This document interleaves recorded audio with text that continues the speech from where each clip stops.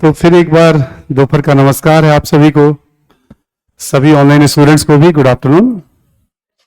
और हम लोग कल जहां थे उससे आगे बातचीत करेंगे आज। कल हड़प्पा सभ्यता पे बातचीत की स्टार्ट हो गई थी और पाषाण काल कंप्लीट हो गया था। राइटिंग के बारे में कुछ मैंने आपको बेसिक जानकारी दी है कि उत्तर लेखन में किन बातों का ध्यान रखते हैं। सारी बातें बताने के बाद मैं कहीं रुक करके फोर्स करता हूं कि ये वाला काम करना है, तो ये ध्यान रखिए। सारी बातें कहीं ना कहीं महत्व रखती है तभी बता रहा हूं मैं आपको, पर जहां रुक करके मैं बार बार फोर्स कर रहा हूं कि नहीं आपको कंटेंट याद रखने और घर पे राइटिंग करनी है, तो सबसे जरूरी का काम है आपके लिए। वहां ठीक है तो फिर अगला स्टेप है लेवल 1 पे राइटिंग करिए, वहां ठीक है तो अगला स्टेप है लेवल। यानी आपको पूछने की जरूरत नहीं है, जंप मत करिएगा किसी भी स्टेप को। हर व्यक्ति को हर समय कोई गाइड करने के लिए उपलब्ध नहीं रहता है, इसलिए बताने के तरीके में भी हम लोग ऐसा सिस्टम बनाते हैं कि आप स्टेप बाय स्टेप खुद अपने आप को धीरे धीरे अपग्रेड करते चले जाइए। आप पूरे क्लास के साथ जो लोग तैयारी शुरू कर रहे हैं ना, कंटेंट को याद रखने पे और घर पे लिखने पे थोड़ा ध्यान दे दें, लेवल 1 की राइटिंग कर ले सीधे सीधे सवालों को पूरे क्लास के साथ, तब भी बहुत अच्छे प्रोग्रेस के साथ वो कोचिंग को कंप्लीट करेंगे। क्योंकि उसके बाद जब चीजें याद हैं तो 2-3 महीने की राइटिंग से चीजें काफी बदल जाती हैं, लेकिन एकदम से याद नहीं है। और फिर अभी तो स्टार्ट ही हुआ क्लास, मान लीजिए, है ना, अभी क्लास आपका स्टार्ट हुआ इसलिए अभी ऐसा लग रहा है। धीरे धीरे मैं कहता हूं ना बार बार, जब टॉपिक आपके पास खूब सारे हो जाएंगे फिर देखिएगा ना कितनी बातें याद रहती हैं। हड़प्पा सभ्यता को हम लोगों ने कल वैसे तो एक थोड़ा सा समझने के लिए भी बता दिया था आपको कि देखो ये शहरी सभ्यता है और इसके जो लक्षण वगैरह हैं, है ना, कुछ सामान्य मुद्दों पे हम लोग बात कर रहे थे, है ना, सामान्य चर्चा हो रही थी। इसमें हम लोगों ने कालखंड के बारे में आपको एक्सप्लेन थोड़ा कर दिया था कि हड़प्पा की तिथि क्या मानी जाती है, 2600 से 1900 ईसा पूर्व। उसके पहले वाले को प्री हड़प्पा और उसके बाद वाले को पोस्ट हड़प्पा। हड़प्पा पूर्व और हड़प्पा के पश्चात, तो पूरे हड़प्पाई क्षेत्र में। कालखंड के बाद नामकरण के बारे में थोड़ा सा बता दिया था कि पुरातत्व विज्ञान में क्या परंपरा है, नाम कैसे रखे जाते हैं। हड़प्पा सभ्यता कहते हैं इसको, सिंधु नदी घाटी सभ्यता लंबे समय तक कहा जाता है, आज भी कहते हैं। आजकल सरस्वती नदी घाटी सभ्यता शब्द का भी प्रचलन कहीं कहीं, बट इसका नाम हड़प्पा सभ्यता ही रहेगा क्योंकि ऐसा नियम बना रखा है दुनिया के विद्वानों ने। सरस्वती क्यों कहते हैं, क्योंकि घग्गर और हाकरा नदी जो है इसको वैदिक काल में सरस्वती कहा गया है, उस नदी को। ठीक है, तो ऐसा विद्वानों का मानना, ये जो नदी है गंगा, यमुना और सरस्वती 3 महत्वपूर्ण नदियां थी। सरस्वती नदी विलुप्त हो गई है भारत में, तो ऐसा माना जाता है जो घग्गर और हाकरा नदी है वही नदी सरस्वती नदी है। तो एक क्योंकि लेटेस्ट चलता रहता है तो हमने उसको भी अंडरस्टैंडिंग के तौर पे ले लिया क्यों कहते हैं। नामकरण के बाद हम लोग प्रसार की बात कर रहे थे। प्रसार वाला टॉपिक बहुत इंपॉर्टेंट है प्रारंभिक परीक्षा के पॉइंट ऑफ व्यू से। यहीं पे मैंने कहा था आप मैप, किताब में जो मैप दिया हुआ उसको भी थोड़ा बहुत देखिएगा। कभी कभी किताब में मैप बहुत छोटे लगे तो मोबाइल पे उसका फोटो खींच लीजिएगा, उसको इनलार्ज करके बहुत आराम से देखिएगा। ठीक है, कहां पे कैसे कौन से साइट्स हैं। जो नोवन साइट्स हैं वो तो ठीक है, कुछ नए नए साइट्स भी होंगे, देखते रहने से, थोड़ी पढ़ते रहने से आदत सी पड़ी रहती है, हाँ ये सब भी स्थल हैं। अब ऐसे तो देखो प्रमुख स्थल 1000 से ज्यादा हैं, लगभग चिन्हित साइट 3000 के आसपास पहुंच गए हैं, तो कितना याद रख पाएंगे आप, ये वाली बात भी है। उसमें जो सबसे इंपॉर्टेंट है उसकी कुछ बात कर रहे थे हम लोग। अफगानिस्तान में 3 स्थलों की कल आपसे बात हमने कर ली थी, सोर्तुगुई, बदखशा और मुंडिका। जैसे मान लो हमने सोर्तुगुई एक जगह है, बगल में हमने कहा नहर के साक्ष्य, तो ये 6ठी और 12वीं वाली एनसीईआरटी में इसका उल्लेख है। अभी जो एनसीईआरटी चलती है, तो क्लास जब हम वो ले रहे होते हैं ना, तो उसमें एनसीईआरटी वगैरह की चीजें भी ऑटोमेटिक कवर, काफी कुछ कवर होती चली जाती हैं। आप तो पढ़ोगे ना केवल, बस हमें लगता है कि नहीं ठीक है, इन्फॉर्मेशन इसको ले लेते हैं अपने नोट्स के अंदर, कभी ऑब्जेक्टिव में काम आ जाए। तो ऐसे बताना नहीं है मुझे हर बार कि देखो ये यहां से है, यहां से, बस जस्ट मैं आपको बता रहा हूं कि हाँ वहां मेंशन है उसके बारे में। सोर्तुगुई, बदखशा एक ना कीमती पत्थर होता था, उसके लिए बदखशा को जाना जाता था, और एक मुंडीगढ़। तीनों हमने एक्सप्लेन कर दिया था आपको, कल वाली क्लास में बता दिया था। पाकिस्तान में हमने सिंध नदी क्षेत्र में बहुत सारे स्थल हैं। इसमें 4 जो ज्यादा प्रमुख हैं, प्रोमिनेंट हैं, उनका नाम भी ले लिया था हम लोगों ने, जिसमें मोहन जोदाड़ो और चान्हू दाड़ो, ये 2 इंपॉर्टेंट बहुत ज्यादा हैं जीएस के पॉइंट ऑफ व्यू से। बाकी तो रहमान ढेरी, तरकाई किला, अमरी, कोट दीजी, बुरड़ जोधरो, लोम जोधरो, ऐसे करके बहुत सारे और भी स्थल हैं यहाँ पे। जीएस में 2 स्थल के बारे में कुछ कुछ जानकारी हमें रखनी पड़ती है, मोहनजोदारो के बारे में और चान्हू के बारे में।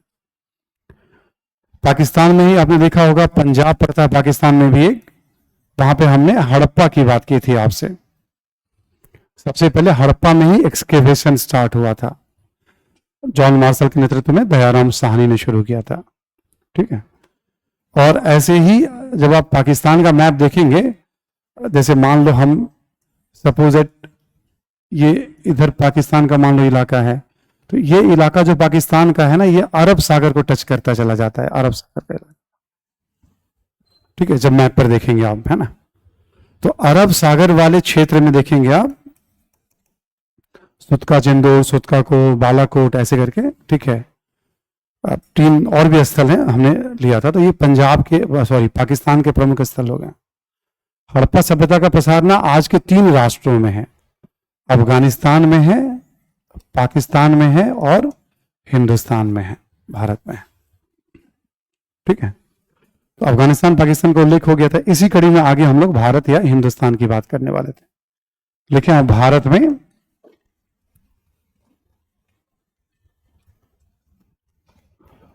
में लिखते चलेंगे आप।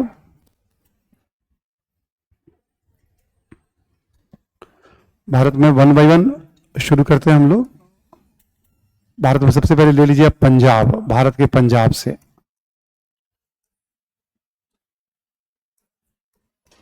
पंजाब में रोपड़, ठीक है, रूपनगर या रोपड़ एक प्रमुख स्थल है। हर जगह बहुत सारे स्थल, जैसे बाड़ा है, संघोल है। ठीक है, मैं नाम बस ऐसे ले रहा हूं, बट जीएस में सबसे प्रोमिनेंट स्थल की बात करते हैं, नहीं तो फिर करंट में कुछ न्यूज में रहता तो उसको फॉलो करते हैं हम लोग। ठीक है, पंजाब की हम लोगों ने बात कर ली, यहीं पे देख लेते हैं हरियाणा के बारे में। हरियाणा के 2 फेमस स्थल हैं, एक है बनावली और एक है राखी गढ़ी।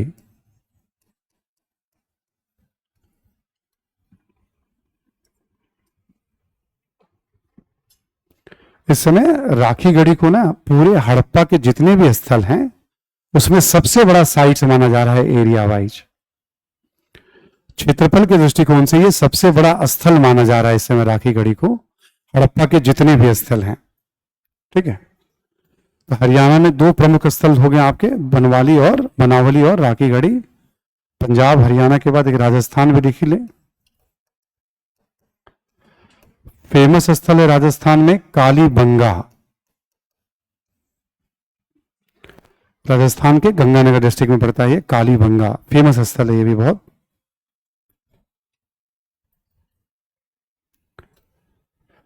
राजस्थान के बाद हम लोग बात कर लें गुजरात।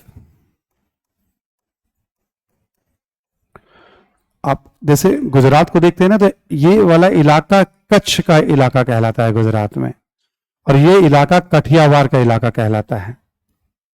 ज्योग्राफी में आपको बहुत अच्छे से बताया जाएगा स्टेप बाय स्टेप सारी चीजों को। तो गुजरात का कच्छ का क्षेत्र और कठियावाड़ का क्षेत्र जो उसका नाम है ना, तो गुजरात के कच्छ वाले क्षेत्र में लिख लें आप। कच्छ वाले क्षेत्र में एक बहुत फेमस स्थल है धौलावीरा।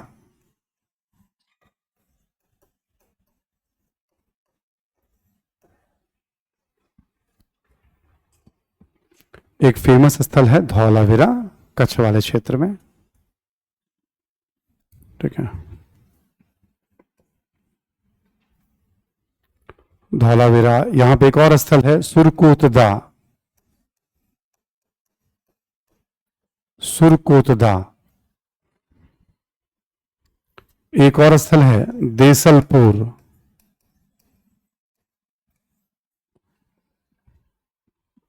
देसलपुर, धौलावीरा, सुरकोतदा। इधर से कुछ हुआ है, कोई बात नहीं, किधर से भी हो, ठीक है। ठीक है, कच्छ वाले क्षेत्र में देसलपुर, धौलावीरा और सुरकोतदा। ठीक, ऐसे ही काठियावाड़,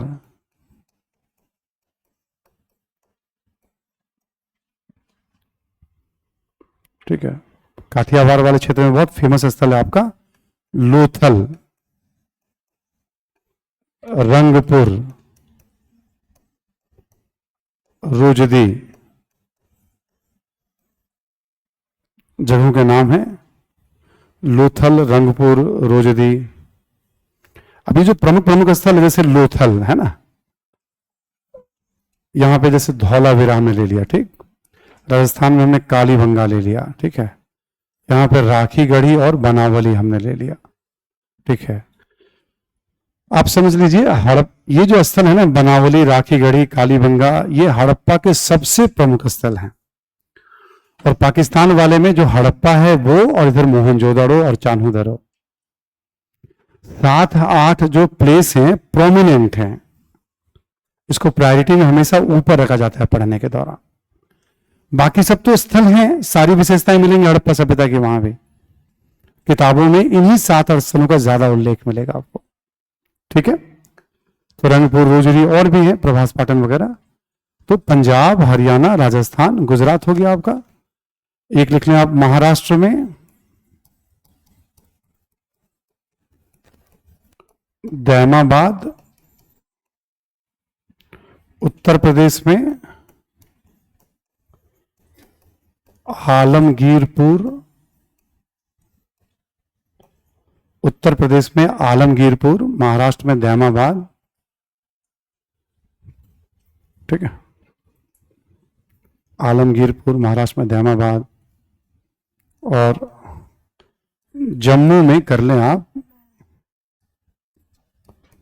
एक जगह है मांदा,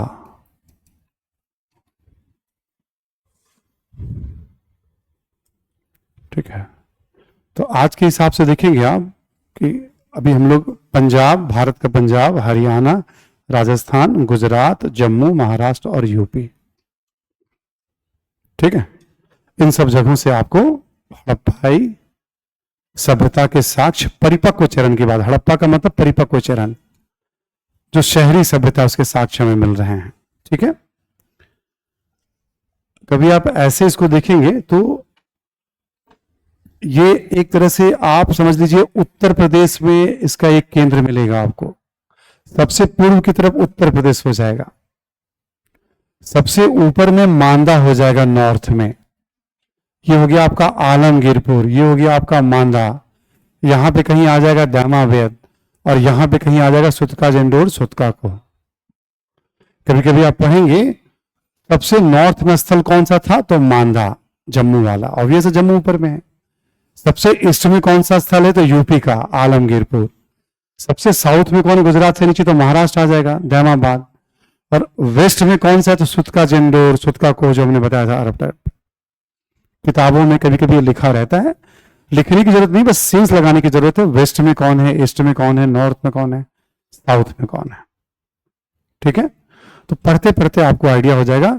जो जो हमने राउंड लगाया है वो स्थल ज्यादा महत्व रखते हैं।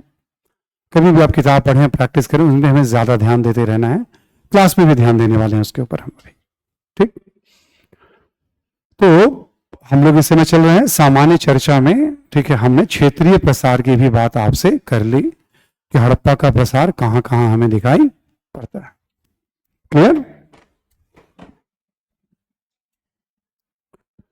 क्षेत्रीय प्रसार के बाद हम लोगों ने कहा इसमें 2 चीजें और पढ़ेंगे हम, एक तो हड़प्पा का ओरिजिन, उदय, और दूसरा हम पढ़ेंगे हड़प्पा की राजनीति के बारे में, ठीक है।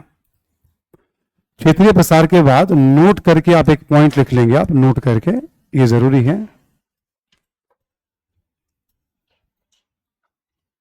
लिखें आप, हड़प्पा से या हड़प्पा सभ्यता कर लीजिएगा, हड़प्पा सभ्यता से लिपि के साक्ष्य तो मिलते हैं,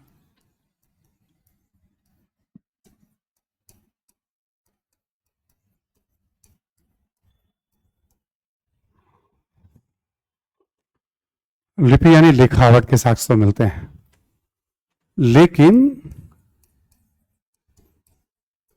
इसे पढ़ा नहीं जा सका है।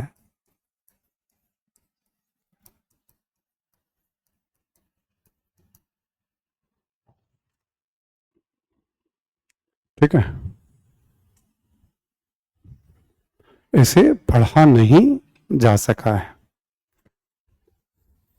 इसी के बारे में अब ये क्यों मैंने यहां शुरू में बता दिया, यानी हड़प्पा के बारे में सामाजिक जीवन कैसा है, धार्मिक जीवन कैसा है, जब उनकी लिखी हुई बातों को पढ़ा ही नहीं जा सका तो फिर एक बार हम अनुमान के आधार पर ही बोलेंगे। लेकिन ये जो मानना है विद्वानों का कि नहीं, लिखना वो जानते थे हड़प्पावाद। ये वो विद्वान होते हैं जो दुनिया के प्राचीन सभ्यता संस्कृति की लिपि के बारे में अध्ययन, हमने पहले भी कहा, यदि कुछ निष्कर्ष आ रहा है तो सड़क चलते हुए पान चाय की दुकान से कोई निष्कर्ष नहीं दे रहा है। अपने अपने फील्ड के ये सब एक्सपर्ट है जो अनुसंधान करते हैं और फिर कोई बात कहते हैं, किताबों में उसको जगह दी जाती है। ठीक है, लेकिन इसे पढ़ा नहीं जा सका है। इसी के बारे में लिखे, लिपि जो है वो भाव चित्रात्मक है। लिपि क्या है? भाव चित्रात्मक है, पिक्टोग्राफिक है, भाव चित्रात्मक है।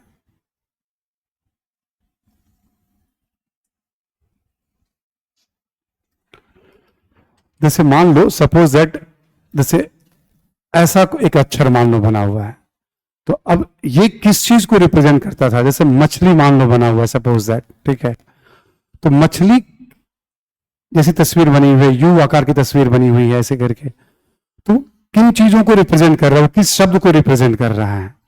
और ऐसे बहुत सारे बहुत जगह मिल रहे हैं, बर्तनों पे मिल रहे हैं, मुहरों पे मिल रहे हैं, ठीक है, अलग से पत्थर का एक वो बना हुआ है, मतलब साइन बोर्ड, उस पे मिल रहा है, ठीक है, ऐसे बहुत सारे सैकड़ों मिल रहे हैं ऐसे। मतलब विद्वानों ने गिन करके भी बता दिया कि लगभग 250 से लेकर 400 तक ऐसे ऐसे चित्र हैं।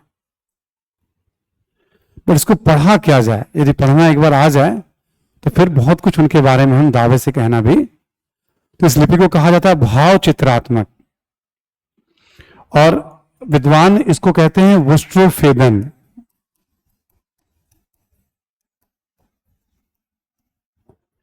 जो विद्वान होते हैं इस लिपि को कहते हैं वुस्ट्रोफेदन। वुस्ट्रोफेदन में क्या होता है? राइट से लेफ्ट और फिर लेफ्ट से राइट लिखा जाता है।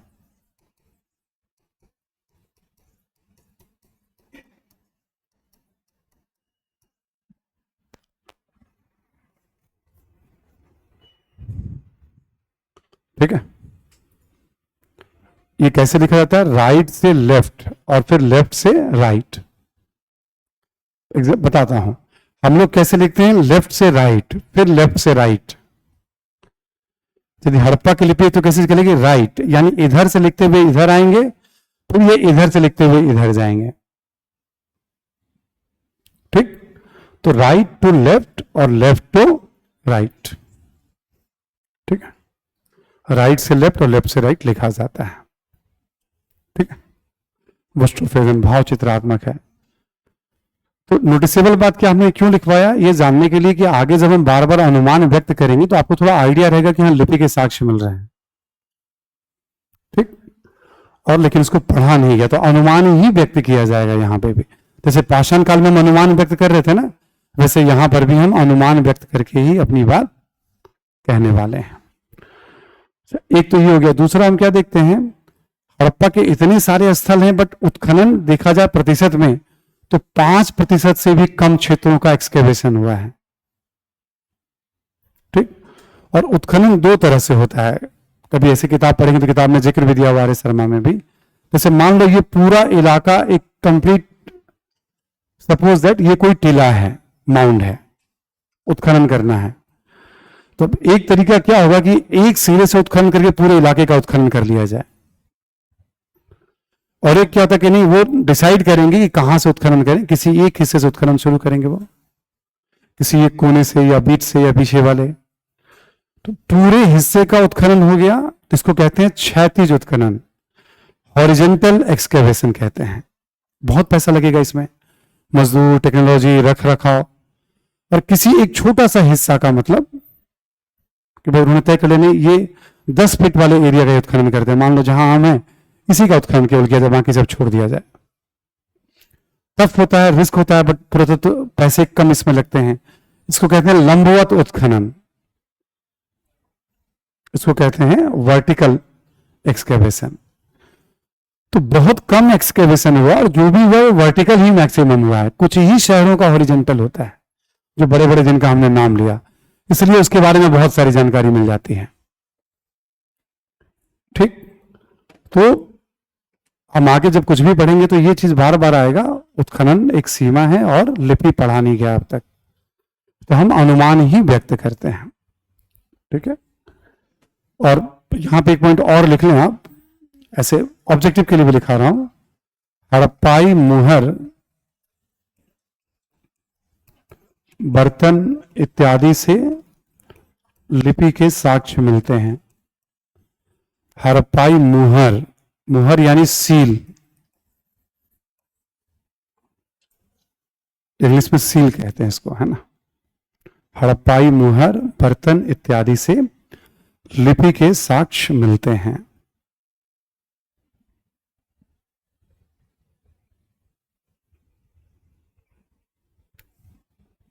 ठीक है, लिपि के साक्ष्य मिलते हैं। तो ये एक ऑब्जेक्टिव के लिए भी होगा, हड़प्पा से लिपि मिली है, हाँ मिली है, क्या उसे पढ़ा गया है, नहीं। लिपि को कहते क्या, भाव चित्रात्मक। लिखावट कैसे थी, right to left, left to right. कहां से ज्यादातर साक्ष्य मिलते हैं, मुहरों से, बर्तनों से लिखावट के साक्ष्य मिलते हैं। हिस्ट्री आप में से किसी ने थोड़ा बहुत पहले पढ़ा हो तो 3 शब्द से वाकिफ होंगे वो, एक प्री हिस्ट्री, एक प्रोटो हिस्ट्री और एक हिस्ट्री। भारत में जब हम इतिहास पढ़ते हैं ये भी सुनने योग्य बातें हैं। प्री हिस्ट्री, प्राक इतिहास, जो पाषाण काल पढ़ रहे हैं वो प्राक इतिहास का हिस्सा है। प्री हिस्ट्री का मतलब है लिखित साक्ष्य नहीं है।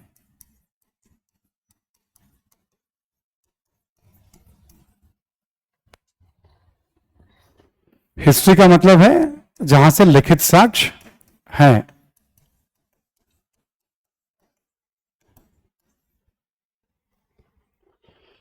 प्रोटो हिस्ट्री का मतलब लिखित साक्ष्य तो है लेकिन अब तक उसको पढ़ा नहीं जा सका है। तो हड़प्पा के लिए कभी कभी आप देखोगे प्रोटो हिस्ट्री वर्ड का भी यूज होता है।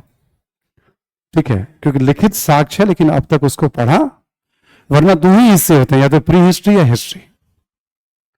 ऐसे देखो, इसको हम हटा भी दें मान लो प्रोटो हिस्ट्री को, तो 6 लाख ईसा पूर्व से 6ठी सदी ईसा पूर्व तक, ठीक है, लगभग 600 BC तक प्री हिस्ट्री है, और 6ठी सदी ईसा पूर्व से लेकर अब तक, लेकिन आज से 2600 साल से लेकर के अभी तक की बात कर लें, आज से ठीक 2600 साल पहले उसके आसपास हमें लिखित साक्ष्य मिलने शुरू हो जाते हैं, जिसको पढ़ा भी जा सका है अब तक। ऐसे करके डिवीजन कभी कभी किताबों में समझाने के लिए यूज किया जाता है, तो एक बार बस सुना हुआ रहेगा आपका। प्री हिस्ट्री यानी लिखित साक्ष्य नहीं है, हिस्ट्री यानी लिखित साक्ष्य है, प्रोटो हिस्ट्री यानी लिखित साक्ष्य है लेकिन उसे पढ़ा नहीं जा सका है।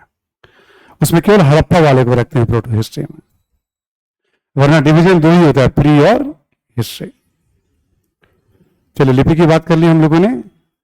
अब हमें बात करना है हड़प्पा सभ्यता के उदय के बारे में, उत्पत्ति या उदय।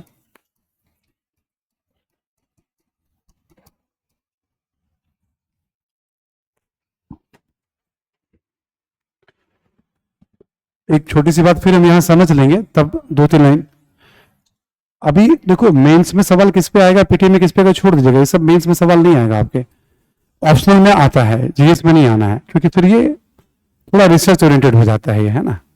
बट हमें कॉन्सेप्ट जानना है। पीटी में हो सकता है आपसे कुछ पूछ ले, आपसे 4 स्टेटमेंट पूछेगा, ऑब्जेक्टिव स्टेटमेंट आ जाएगा उदय के बारे में भी। हमें पता हो कि हमें किस रास्ते पर चलना है, स्टैंड क्या लेना है।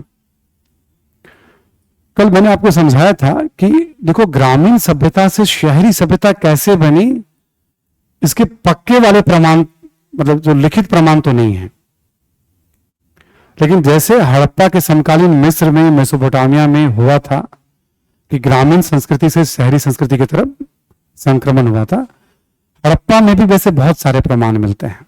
एग्जाम्पल के तौर पे बात करें हम लोग, जैसे कोई एक स्थल है, ऐसे ही बता रहा हूं मैं आपको, मान लो इस स्थल से हमें नगर नियोजन का साक्ष्य मिल गया, यहां से हमें पक्की ईंटों का साक्ष्य मिल गया, यहां से मिट्टी के बर्तन का साक्ष्य मिल गया, यहां से हमें अच्छे उपकरण का साक्ष्य मिल गया, मोहरों का मिल गया।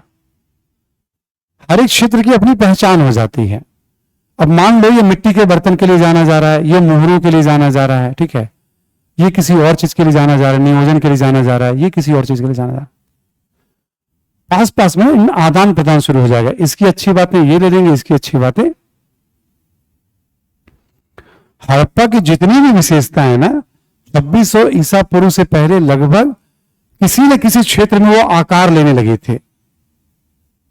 जैसे रहमान ढेरी एक इलाका है, सिंध क्षेत्र में पड़ता है, वहां पे नियोजन के साक्ष्य मिलते हैं 2600 ईसा पूर्व से, और देखते देखते नियोजन सभी हड़प्पा सभ्यता में दिखाई पड़ता है।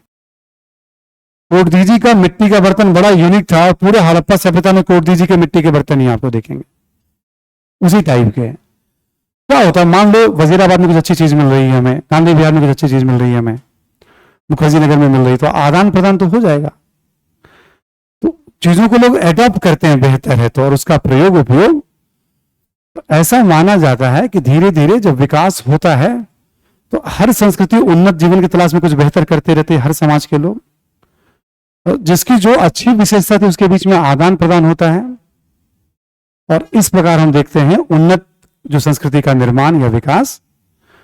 पूरी दुनिया में यही पैटर्न है, तो हड़प्पा में भी यही पैटर्न। अब क्योंकि जब एक्सकेवेशन हुआ, उत्खनन शुरू हुआ, हम उस समय गुलाम थे, 1921 की बात है, भारत में असहयोग आंदोलन भी चल रहा था उस समय,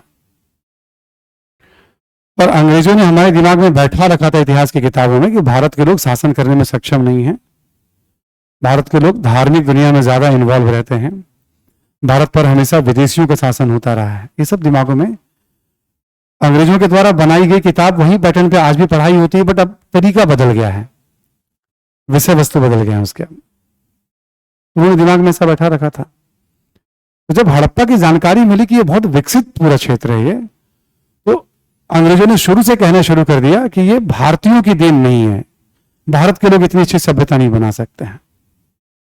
अंग्रेजों को भारत में शासन करना था, शासन करने के लिए विचारों के माध्यम से, यानी बार बार ये बैठाना कि तुम इतने योग्य नहीं हो,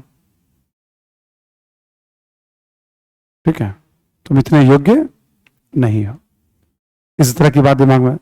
तो उस समय जितने भी विद्वानों ने उत्खनन किया, सबने ये बात कहना शुरू किया, ये जो शहरी सभ्यता है ना, हड़प्पा सभ्यता, जरूर बाहर के लोगों ने आकर इसे बसाया, क्योंकि अंग्रेजों ने भारत में एक थियोरी स्थापित किया था, भारत पर हमेशा बाहर से ही शासन होता रहा है, मुगल बाहर से आए, तुर्क बाहर से आए, इसलिए अब हम अंग्रेज बाहर से आए और आप पे हम शासन। तो उन्होंने कहा कि नहीं, तो हड़प्पा की उत्पत्ति के संबंध में एक माना जाता है कि बाहरी प्रभाव, यानी मेसोपोटामिया के लोगों ने सभ्यता का विकास, जैसे जैसे अनुसंधान बढ़ता गया, आजादी के बाद ये देखा गया मेसोपोटामिया की लिपि ही अलग है, उसको पढ़ा जा चुका है, हमारी लिपि अलग है। जब वही लोग थे तो फिर लिपि कॉमन क्यों नहीं थी, या उनकी लिपि एक भी क्यों नहीं मिली भारत में, इतना उत्खनन हो गया है। उनकी तुलना में हमने पक्की ईंटों का ज्यादा उपयोग किया है, उनकी तुलना में हमने पक्की ईंटों का, उनसे बेहतर हमारे यहां जल निकासी व्यवस्था है। ऐसे ऐसे करके दर्जनों अंतर हैं जो ये बताता है कि ये ठीक नहीं है कि मेसोपोटामिया से भारत हड़प्पा सभ्यता का विकास।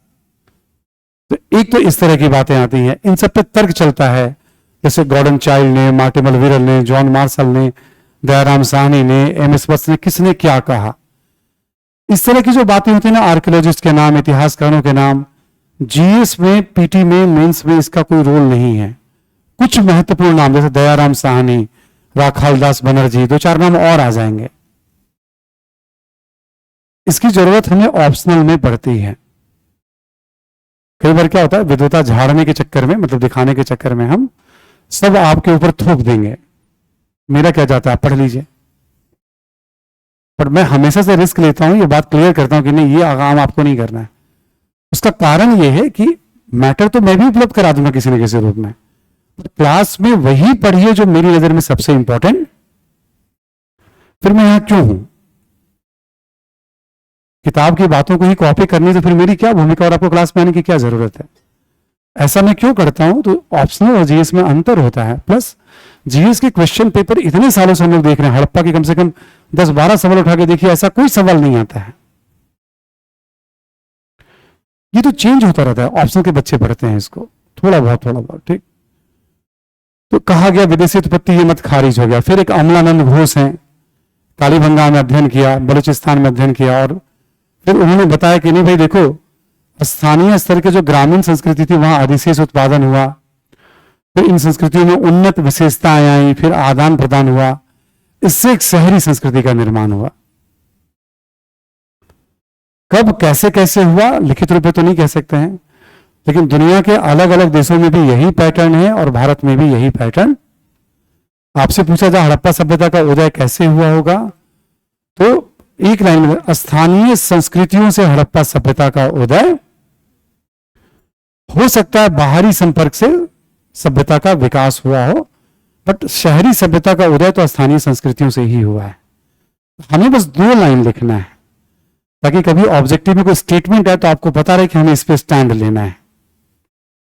स्थानीय संस्कृति का मतलब जैसे मान लो कालीबंगा है, मोहनजोदड़ो है, राखी गढ़ी है, बनावली है, वहां पे आसपास पहले से लोग मौजूद हैं, कहा जाता है उन लोगों ने ही सभ्यता का विकास किया है, शहरी सभ्यता का। ठीक है, तो इसी संदर्भ में 2-3 लाइन जरा उदय के बारे में आप लिख लीजिए। आप लिखें, हड़प्पा सभ्यता के उत्पत्ति के संदर्भ में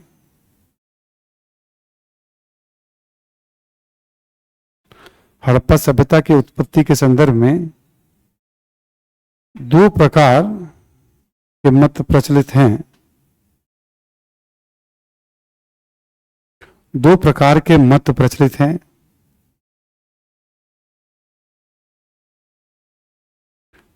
मत प्रचलित हैं, देखें, एक तरफ विदेशी उत्पत्ति,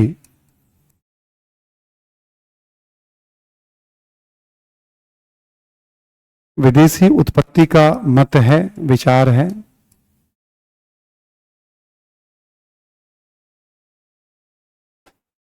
देखिए, ऐसा कहा जाता है, इसी में लिखेंगे, ऐसा कहा जाता है कि मेसोपोटामिया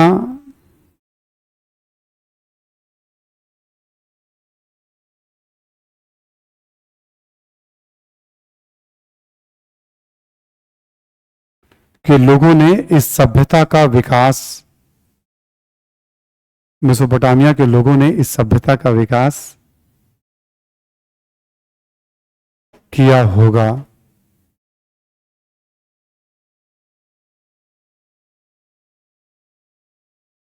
अच्छा देखो, इसके भी तर्क हैं। मेसोपोटामिया से हड़प्पा के अच्छे संपर्क हैं, वहां शहरी सभ्यता है, पक्की ईंटों का प्रयोग है, कुछ नियोजन है, कुछ कुछ मिलते जुलते फीचर हैं। ऐसा नहीं कि एकदम हवा में बात कह दी गई, कुछ तर्क हैं।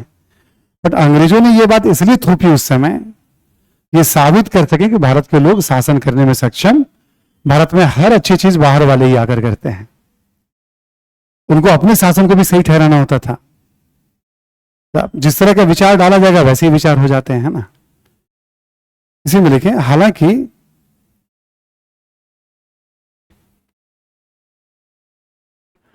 आधुनिक अनुसंधान में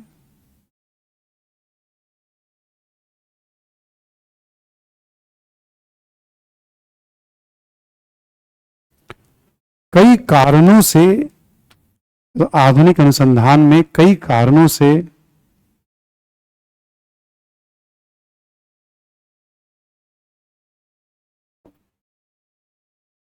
इस मत को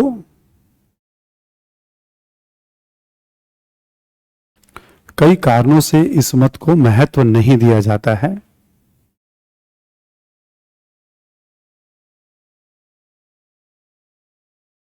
देखिए आप, जैसे दोनों की लिपि में अंतर,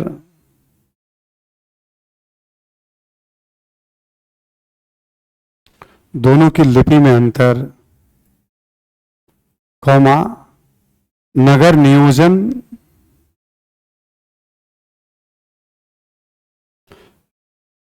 एवं जल निकास प्रणाली, नगर नियोजन एवं जल निकास प्रणाली में अंतर इत्यादि, अंतर इत्यादि। ठीक है, हड़प्पा का बेहतर माना गया है। तो ऐसे बहुत सारे और भी अंतर हैं, यहां हाथी है, चावल है, ऐसे बहुत सारी बातें गिनती की बता दी जाती हैं। तो ये बताया जाता है कि भाई वहां के लोग अपने सब बेहतर सभ्यता यहां क्यों बसाएंगे आकर के, इसका कोई उत्तर नहीं मिल पाता है। तो इस मत को अब उतना महत्व नहीं दिया जाता है। ठीक, अच्छा, ये दोनों बातें रामचंद्र शर्मा की किताब में भी जो मैं लिखा रहा हूं, ये सब पॉइंट है वहां पे भी, ये सारी बातें वहां मेंशन है ना। इसी में अगला पॉइंट लिखे, लिखे अधिकांशतः विद्वान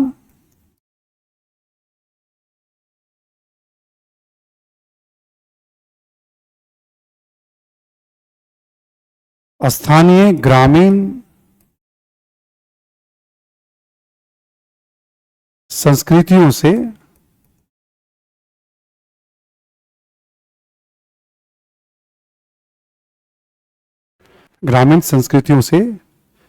शहरी सभ्यता में परिवर्तन, शहरी सभ्यता में परिवर्तन के मत का समर्थन करते हैं, परिवर्तन के मत का समर्थन करते हैं।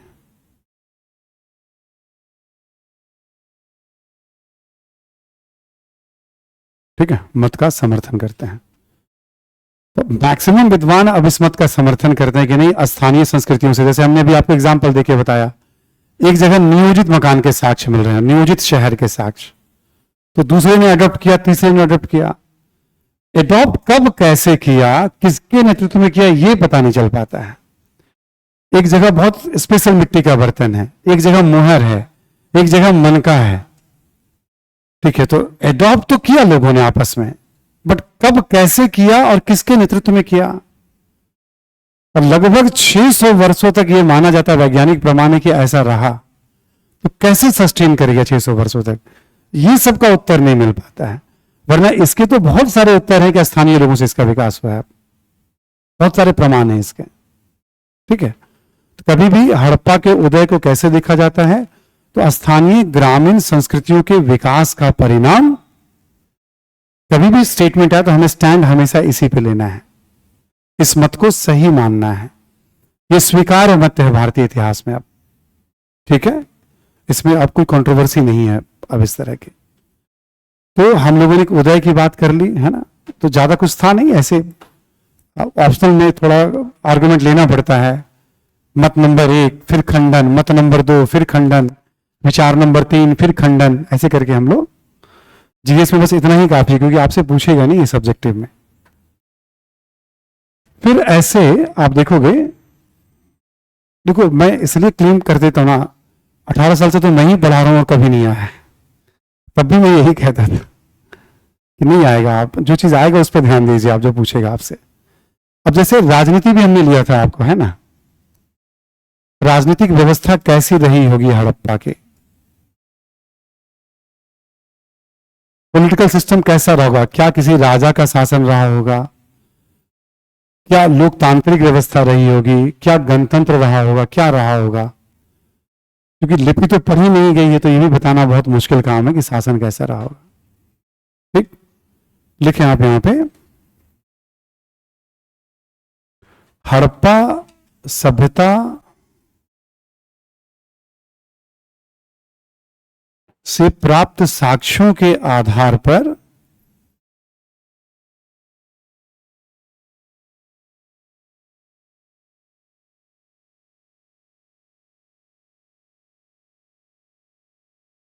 ठीक है, हड़प्पा सभ्यता से प्राप्त साक्ष्यों के आधार पर यह विचार व्यक्त किया जाता है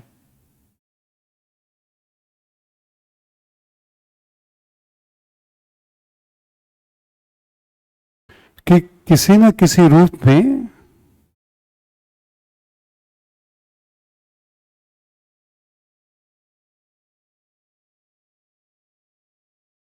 एक केंद्रीय शासन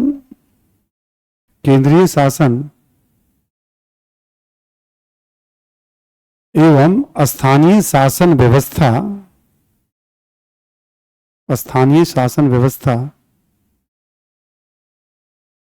का अस्तित्व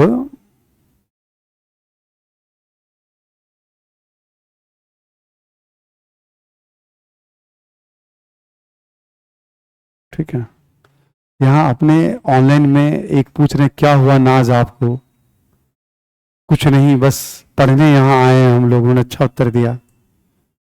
तो फिर अगला लिख रहे कि नहीं दोस्त आपने हमें बनाया था। यार तुम क्या इसको हटाओ यार भाई, ठीक है ना, इसको हटा दो एकदम, ठीक है ना, बंद कर दो इसको एकदम। हाँ ठीक है, बंद कर दो इसको। बहुत मेहनत करना पड़ता है यार बोलने के लिए, पढ़ाने के लिए, ठीक है ना। एक स्टूडेंट को पढ़ाना भी अच्छा लगता है यदि वो पढ़ने वाला हो तो, ठीक है, क्योंकि बाई नेचर हम लोग पढ़ाना पसंद करते हैं, है ना। 5 स्टूडेंट हो तो बहुत अच्छा लगता है, बहुत बार पढ़ाया है, बहुत मजा आता है पढ़ने वाले हो तो, ठीक है। तो पढ़ाई ही पढ़ाई होनी चाहिए, दूसरा कुछ भी नहीं, ठीक है। लास्ट में फिर ऑन कर देना, ठीक है ना, ताकि बच्चों को लगे नहीं अपना, फिर शुरू में भी कर देना कुछ। अब इसमें क्या होता है ना, अच्छे बच्चों की चीजों पे भी नजर में डालता हूं तो वो चीजें गायब हो जाती हैं। ये सबसे बड़ी समस्या है। ये सुविधा है कि यदि कोई सवाल ऐसा लगा कि किसी बच्चों को परेशान है तो नजर पड़ जाती है कभी कभी हमारी भी, चलो मैं जवाब दे देता हूं उसका, ठीक है। अब वो अच्छे बच्चे क्या होते हैं, इसमें कहते हैं ना गेहूं के साथ घुन पिस जाता है वाली बात है, ठीक है, ये वही वाली बात है, ठीक है। कि आप कभी कुछ देख लिया, पढ़ लिया हमने, ठीक है, अरे ऐसी कोई बात है तो मन में रखो किसी के बारे में, ठीक है। पिटने वाला काम क्यों कर रहे हो तुम? पिटाई खाओगे तुम फिर, ठीक है। पढ़ने आए हो कि पिटाई खाने आए हो, ठीक है। भाई बहुत साफ साफ कह रहा हूं मैं, पढ़ाई करने आए हो तो पढ़ाई पे ध्यान दो, ठीक। इसके लिए और भी बहुत सारी जगह है, ठीक है, क्लास में आकर के। चलिए आगे बढ़ते हैं हम लोग, है ना।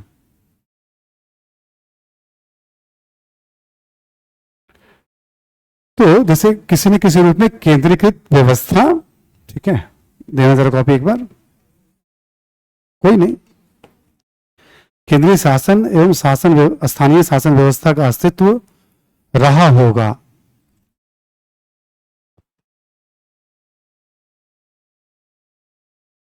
ठीक।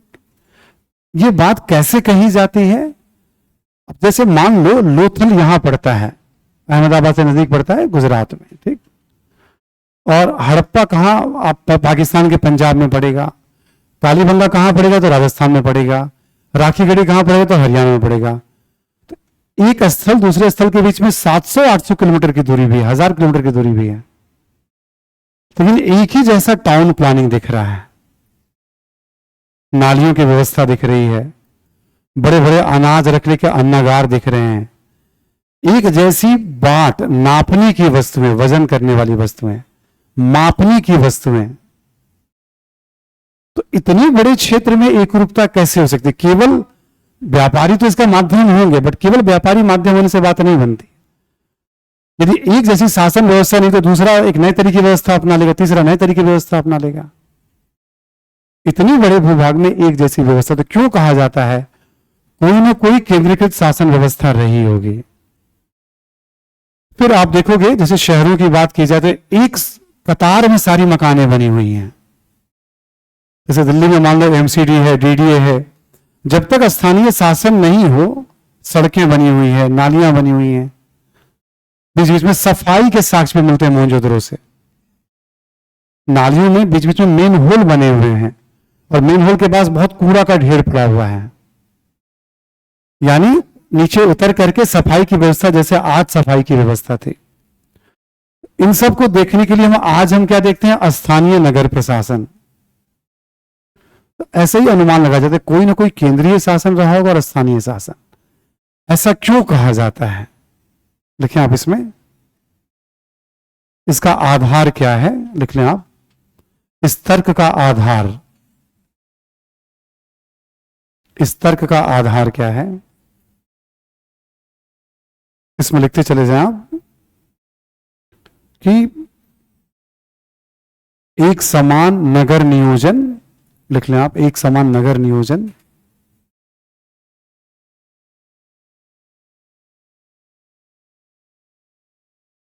कौमा एक जैसे मिट्टी के बर्तन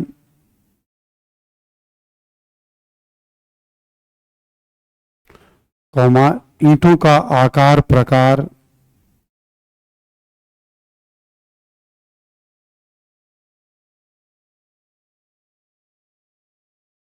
कौमा वजन करने वाली वस्तुएं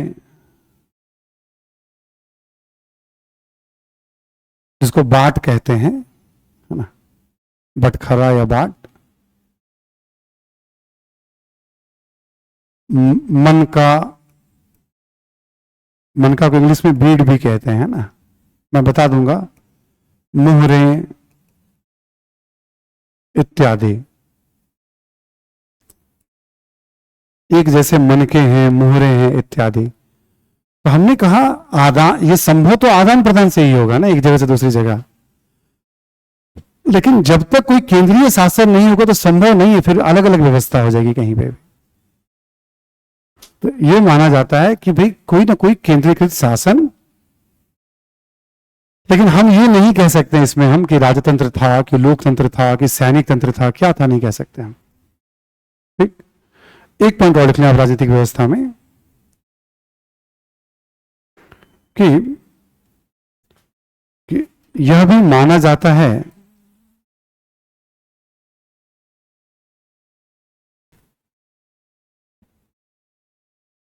कि शासन व्यवस्था में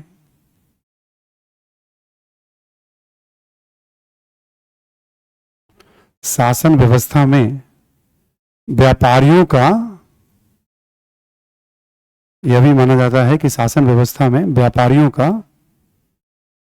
महत्व हो सकता है।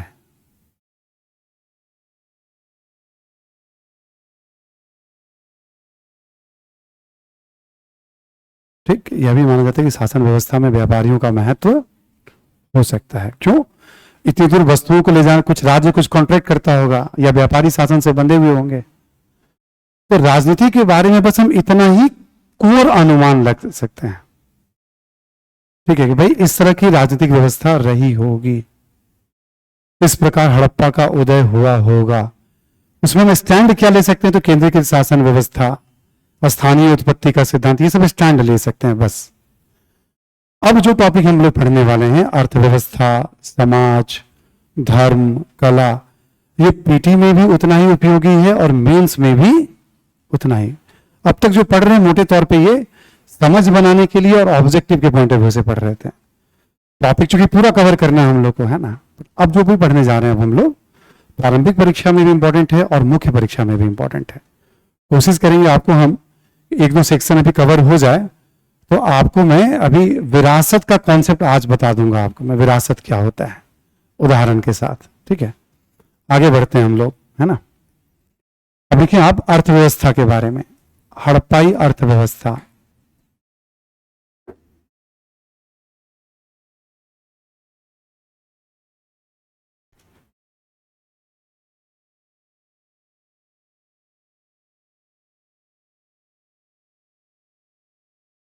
ठीक है, हड़प्पाई अर्थव्यवस्था देखो, पूरे प्राचीन काल में, मध्यकाल में या मॉडर्न इंडिया में भी जब भी अर्थव्यवस्था शब्द आए तो हमें क्या ध्यान रखना है? अर्थव्यवस्था का मतलब कृषि, पशुपालन, शिल्प,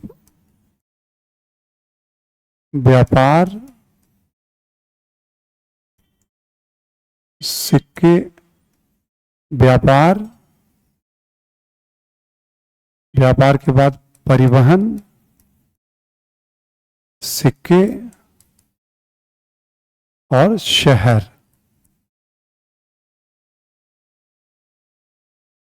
ये इंपॉर्टेंट पॉइंट है, इसको नोट कर लीजिएगा आप सभी लोग।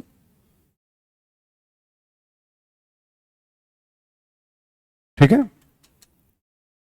जैसे आपसे कहा जाए कि मौर्यकालीन अर्थव्यवस्था के बारे में बताइए, तो अभी आपने नहीं पढ़ा है मौर्यकाल के बारे में, बट आपके दिमाग में आना चाहिए कुछ खेती की बात करेंगे हम, पशुपालन की, शिल्प, व्यापार, परिवहन, सिक्के और शहर।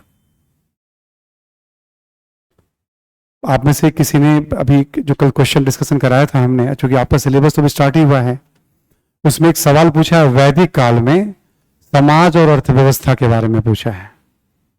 यदि आप में से किसी ने डिस्कशन देखा होगा तो हमने इसी अर्थव्यवस्था के पॉइंट को लेकर डिस्कशन, कृषि में ऋग्वेद में क्या था और उत्तर वेद में क्या था, क्या चेंजेस आया, सेम पैटर्न पर डिस्कशन भी करा दिया है। तो जैसे आपको चित्रकला का एक पैटर्न बताया, वैसे अब अर्थव्यवस्था का भी एक पैटर्न है। ये पॉइंट आपको याद रखना है। अभी हम इसका प्रयोग करने जा रहे हैं, कैसे लिखना है हम देखते हैं इसको हम, ठीक है। आइए अब जरा कृषि की बात करते हैं हम लोग।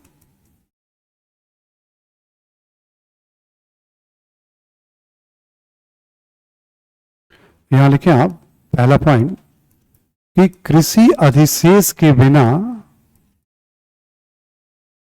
अधिशेष का मतलब होता है अधिक उत्पादन, जरूरत से ज्यादा उत्पादन, सरप्लस। कृषि अधिशेष के बिना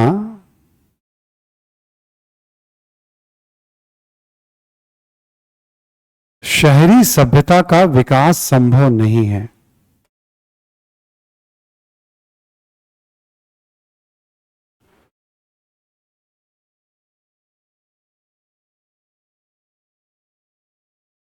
शहरी सभ्यता का विकास संभव नहीं। अब खेती कहां होगी, तो गांव वाले क्षेत्र में होती है। अब जैसे अभी दिल्ली की बात करें हम लोग, जो पूरा शहर है ना, शहर का मतलब गैर कृषि कार्यों में संलग्न आबादी। शहर के कई फीचर होते हैं, उसमें एक फीचर ये भी होता है हम सब नॉन अग्रेरियन एक्टिविटीज में इन्वॉल्व हैं। हम लोग जो खेती कर रहे हैं, मेरी खेती मैं पढ़ा रहा हूं और आपकी खेती की आप पढ़ रहे हैं, काम करना खेती का मतलब है। तो आसपास के ग्रामीण क्षेत्रों से ही तो अनाज आता है ना शहर को। इतने सारे शहर हैं, इसका मतलब कृषक अधिशेष था, और न केवल बल्कि शहर तक उसको लाने की व्यवस्था भी, तभी तो शहर सरवाइव कर पाएगा। तो शहर सरवाइव नहीं कर पाएगा, संभव नहीं है। लेकिन आप सभ्यता के कई स्थलों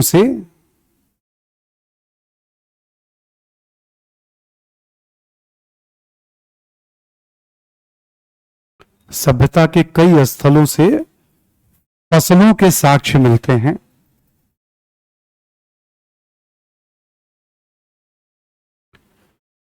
तो जो उपयोग में लाते होंगे, किसी कारण से कहीं दबा रह गया या जले हुए फसल हैं, ज्यादातर जले हुए फसल हैं, उससे ना आसानी से उसका कार्बन मेथड से उसको पकड़ा जाता है क्या होगा ये।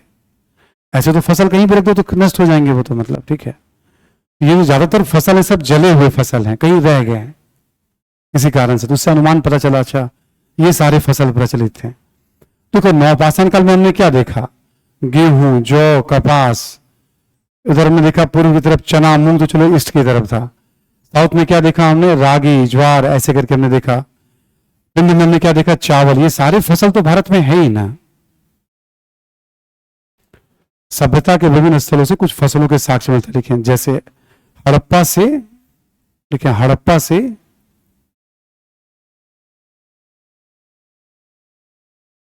हड़प्पा से गेहूं एवं जौ के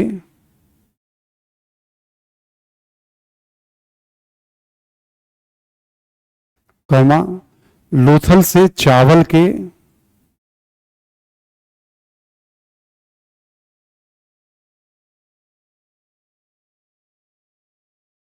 ठीक, लोथल से, ठीक है ना, चावल कॉमा देके लिखे आप इसी में। लिखे आप बनावली से, बनावली जो एक जगह का नाम बताया था हमने, उत्तम किस्म के जौ का साक्ष्य, बेहतर किस्म के जौ का साक्ष्य,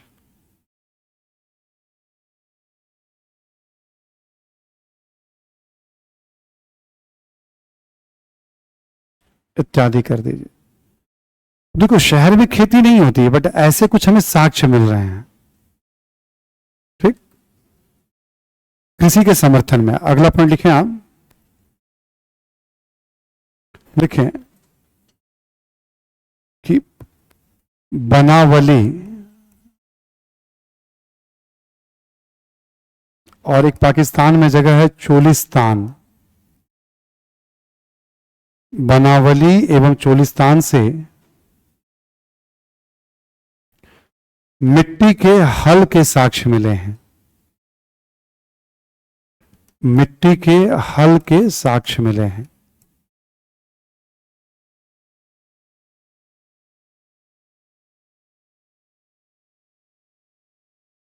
ठीक, मिट्टी के हल के साक्ष्य मिले हैं। यही लिखें आप, कालीबंगा से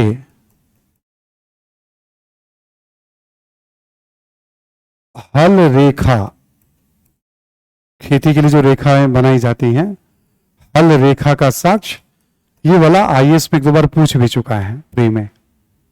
कालीबंगा से हल रेखा का साक्ष्य आईएएस प्री में पूछा है, कई एग्जाम में पूछा है, ये बहुत इंपॉर्टेंट है। कालीबंगा से हल रेखा का साक्ष्य। ठीक,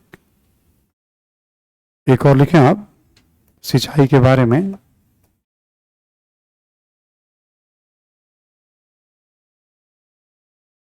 यहां लिखें आप धौलावीरा, धौलावीरा से जल संरक्षण का साक्ष्य।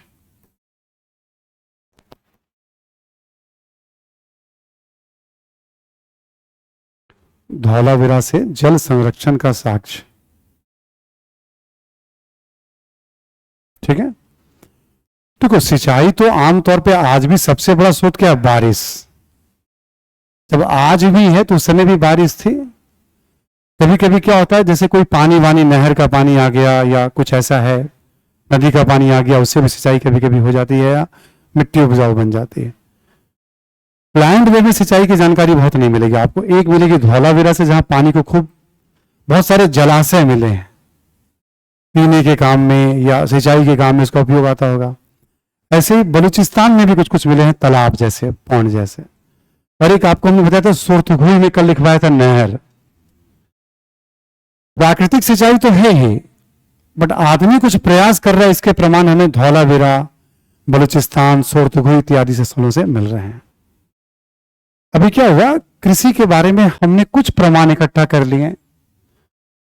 अब ये जो मैंने आपको यहां लिखा है कि भाई ये प्रमाण पुष्ट करते हैं कि नहीं, उन्हें खेती का ज्ञान, शहरी सभ्यता का होना पुष्ट करता है, अनाजों की प्राप्ति पुष्ट करता है, और इस तरह के प्रमाण इस तथ्य को पुष्ट करते हैं खेती का ज्ञान। अब इतने सारे एग्जाम्पल मैं दे रहा हूं, उसका रीजन है प्रारंभिक परीक्षा को ध्यान में रखकर। मुख्य परीक्षा में कोई एक बात भी मैं यहां लिख देता केवल अनाज के बारे में, तब भी पर्याप्त था, ये सब लिखने की जरूरत। जैसे हड़प्पाई लोगों को खेती का ज्ञान था, इस बात की पुष्टि इस तथ्य से होती है कि हड़प्पा के कुछ एक स्थलों से, ठीक है, खाद्य फसलों के हमें साक्ष्य, जैसे, बस बात खत्म हो गई मेंस में। पर जब उदाहरण बहुत बढ़ा दिए जाएं, इसका मतलब वो डेलिब्रेट आपको दिया जा रहा है इंफॉर्मेशन बढ़ा करके, क्योंकि सारे एनसीईआरटी के इंफॉर्मेशन है। सुन रहे ना सभी लोग, ये सारे एनसीईआरटी के इंफॉर्मेशन है। अब एनसीईआरटी के लेवल पे एटलीस्ट बच्चे तो पढ़ते रहते हैं ना उस किताब को, तो वहां से कम कुछ कुछ महत्वपूर्ण जानकारी हमें भी अपने नोट्स में रखनी पड़ेगी और उसे याद भी रखना पड़ेगा। बट सांचा क्या हो गया, खेती, हड़प्पाई अर्थव्यवस्था की बात कर रहे हैं हम। ठीक, अब अगला पॉइंट क्या है हमारा, पशुपालन। आज ये लिखें आप,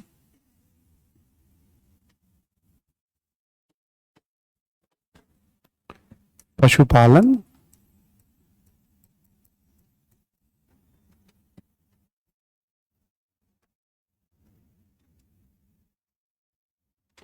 ठीक है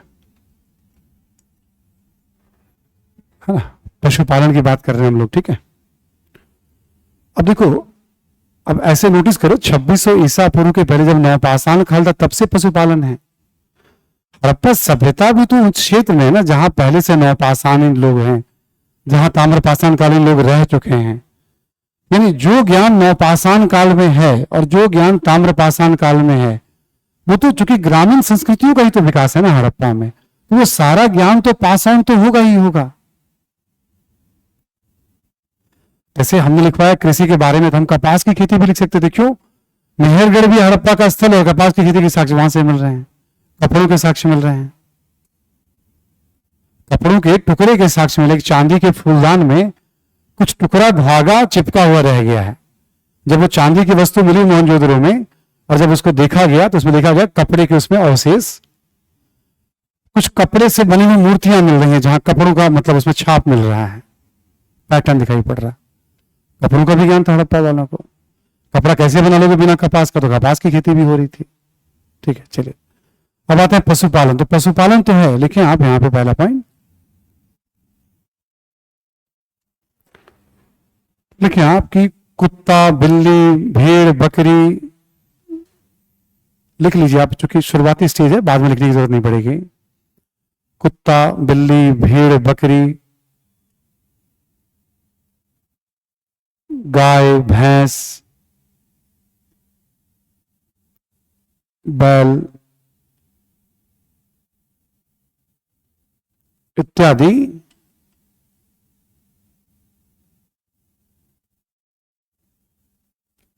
पशुओं को पाला जाता था।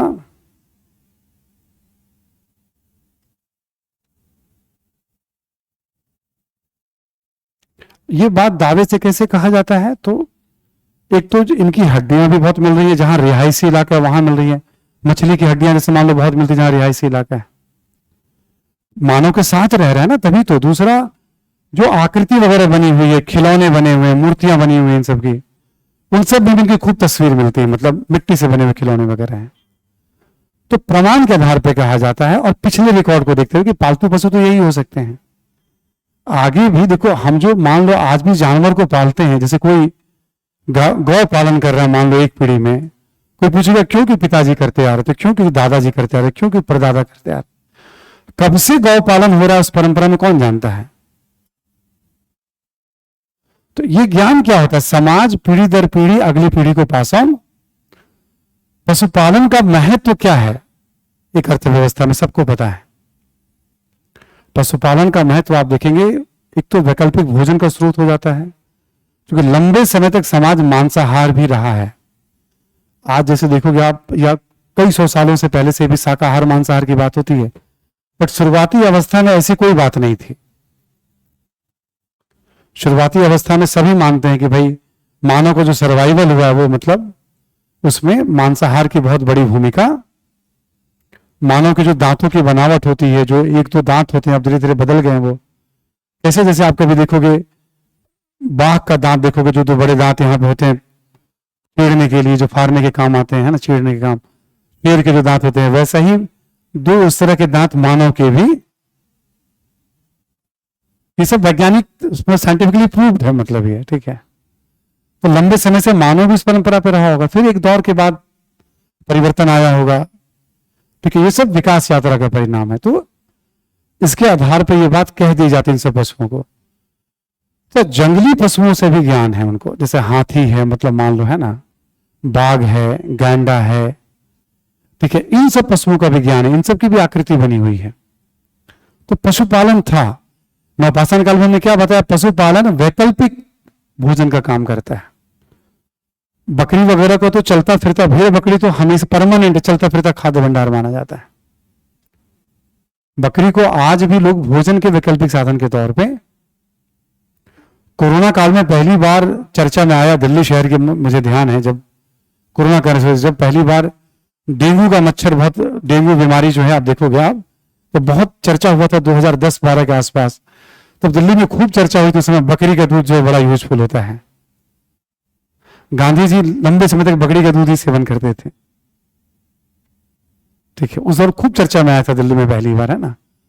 तो पशुओं का उपयोग आप देखोगे रक्षा के पॉइंट ऑफ व्यू से, वैकल्पिक भोजन के पॉइंट ऑफ व्यू से, या दूध के पॉइंट ऑफ व्यू से भी, इन सब दृष्टिकोण से महत्व। लिखना नहीं है बार बार, आपको एक समय के बाद लिखना बंद कर देंगे हम। जहां कृषि है वहां पशुपालन भी, खेती कैसे करेंगे आप पशु नहीं होंगे तो। इसी में एक पॉइंट और लिखें, हड़प्पा वासी घोड़े से परिचित थे या नहीं।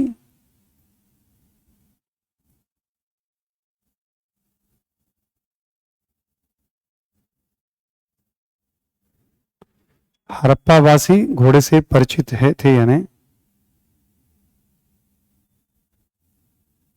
ठीक है, इसको लेकर कंट्रोवर्सी है, विवाद है।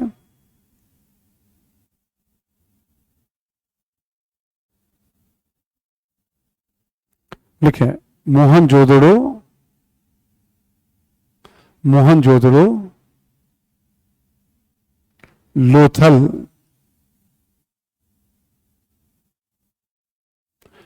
एवं सुरकोतदा, सुरकोतदा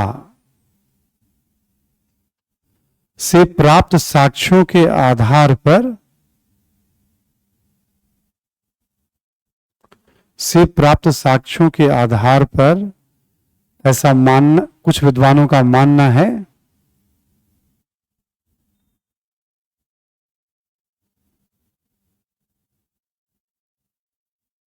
कि हड़प्पावासी घोड़े से परिचित थे।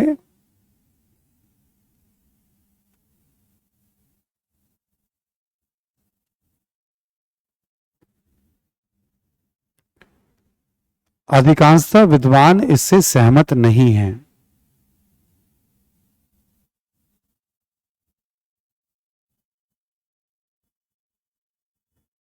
अधिकांशतः विद्वान इससे सहमत नहीं है। तो हम क्या माने, हम लोग कैसे स्टैंड लेंगे इसमें? हम लोग कभी, हो सकता है घोड़े, जब इतने पशुओं का ज्ञान है तो घोड़े का भी ज्ञान रहा होगा। पर जैसे आप देखोगे गाय, बैल, भैंस, भेड़, बकरी, इसके बहुत सारे प्रमाण हैं और घोड़े की गिनती के प्रमाण हैं। तो हो सकता है परिचय रहा हो, लेकिन लोगों के जीवन में इसका नियमित उपयोग, अब चूंकि इस पे कंट्रोवर्सी है, ये चर्चा का विषय है, चर्चा का विषय इसलिए भी है, थोड़ा और आगे चलिए तो मैं बताऊंगा कि कुछ लोग ऐसा कहते हैं भारत में, जो वैदिक कालीन जो लोग थे वही इस सभ्यता के संस्थापक भी थे। ठीक, कुछ लोग ऐसा कहते हैं जो वैदिक कालीन लोग थे वही इस सभ्यता के संस्थापक भी थे। इस तर्क को मानने में सबसे बड़ी बाधा यह आ जाती है कि वेदों में तो घोड़े का बहुत उल्लेख है, पर हड़प्पा सभ्यता में घोड़े के साक्ष्य, तो उनका तर्क बड़ा कमजोर पड़ जाता है जो लोग ये बात कहते हैं। ऐसे और भी कई तर्क हैं, जितना पीछे चलेंगे ना उतने ही कंट्रोवर्सी है। अब ये चर्चा का विषय है। अभी 3-4 साल पहले आईएएस प्री में जीएस में से एक सवाल पूछा था। इतनी सी बात हम जान रहे हैं, स्टैंड है, तो वहां हमें क्लियर हो जाएगा पीटी में। सुन पा रहे ना सभी लोग?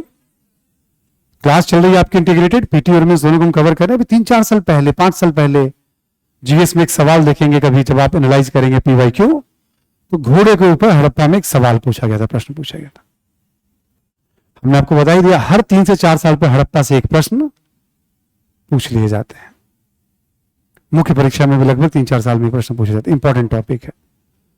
तो घोड़ा को लेकर एक बहुत बड़ी बहस चल रही है भारतीय समाज में, अखबारों में खूब चर्चा में, बीच बीच चर्चा में अचानक से आ जाएगा मैगजीन में। तो उसी बात को मैं निष्कर्ष के रूप में बताइए, विवाद क्यों है, हमें क्या स्टैंड लेना? हो सकता है परिचय हो, अरे हम स्टूडेंट हैं, हम कौन सा सुधारती हैं, कौन सा, हो सकता है परिचय हो यदि मिल रहा है तो, लेकिन नियमित उपयोग में यह अपवाद है। अपवाद को हम नियम, बहुत सारे प्रमाण मिल जाएंगे तो हम मान लेंगे, हमें कौन सा इसमें आपत्ति है? हमें तो पढ़ने से मतलब है और एग्जाम में पास अच्छा नंबर लाने से मतलब है। समझ में आ रही बात ना? ये स्टैंड है इसमें। कृषि, पशुपालन, अब लिखे शिल्प,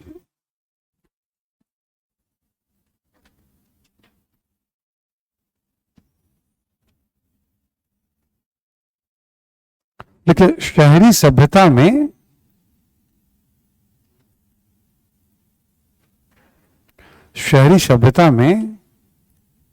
शिल्प एवं व्यापार का विशेष महत्व होता है।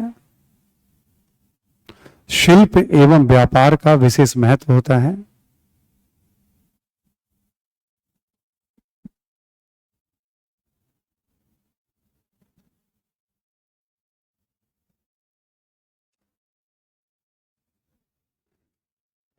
ठीक है, शिल्प एवं व्यापार का विशेष महत्व होता है। लेकिन आप हड़प्पा सभ्यता इसका अपवाद नहीं है। हड़प्पा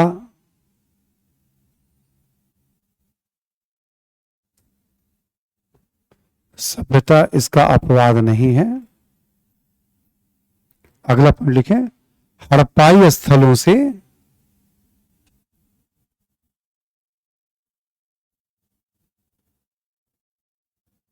बड़ी संख्या में अलग अलग शिल्पों के साक्ष्य मिलते हैं।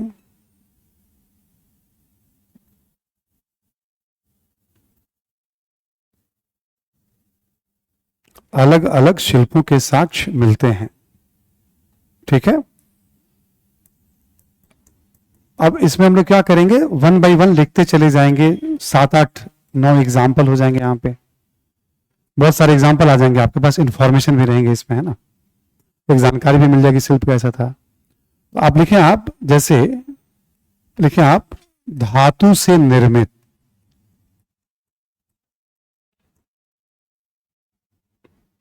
यहां लिख लें आप धातु से निर्मित वस्तुएं।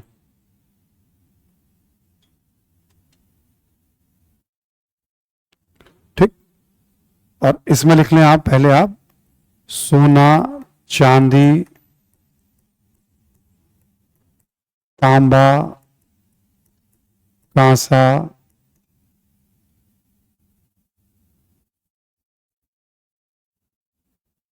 सोना, चांदी, तांबा, कांसा,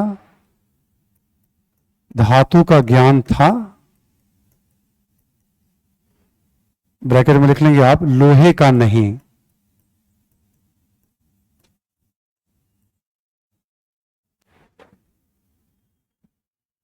ठीक है, ब्रैकेट में लिख लेंगे आप लोहे का ज्ञान नहीं था। ठीक है, जैसे लोहे का ज्ञान नहीं है, ये भी आईएएस प्री में एक बार प्रश्न आ चुका है। जब कभी आप पीवाईक्यू सॉल्व करेंगे तो इससे भी उस क्वेश्चन सॉल्व हो रहा है। अगला पॉइंट लिखें आप, धातुओं से आभूषण, आभूषण, बर्तन, उपकरण, मूर्तियों इत्यादि,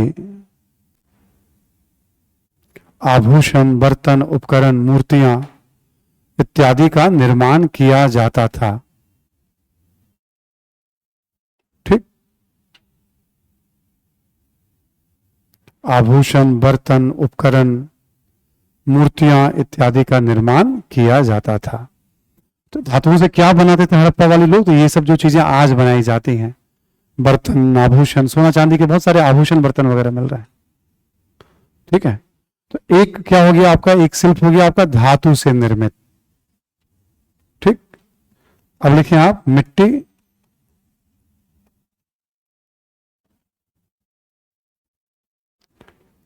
लिखे मिट्टी से निर्मित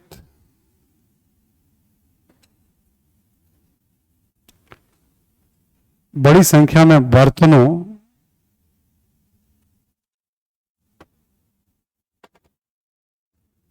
एवं खिलौनों के साक्ष्य मिलते हैं।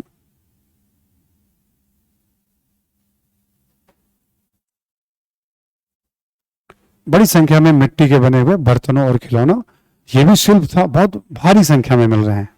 ठीक, इसी में लिखें आप, बर्तनों पर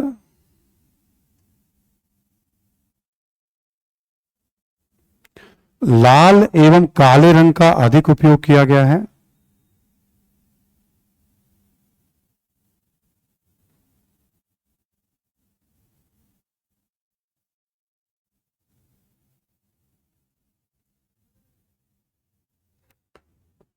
लाल एवं काले रंग का उपयोग किया गया है तथा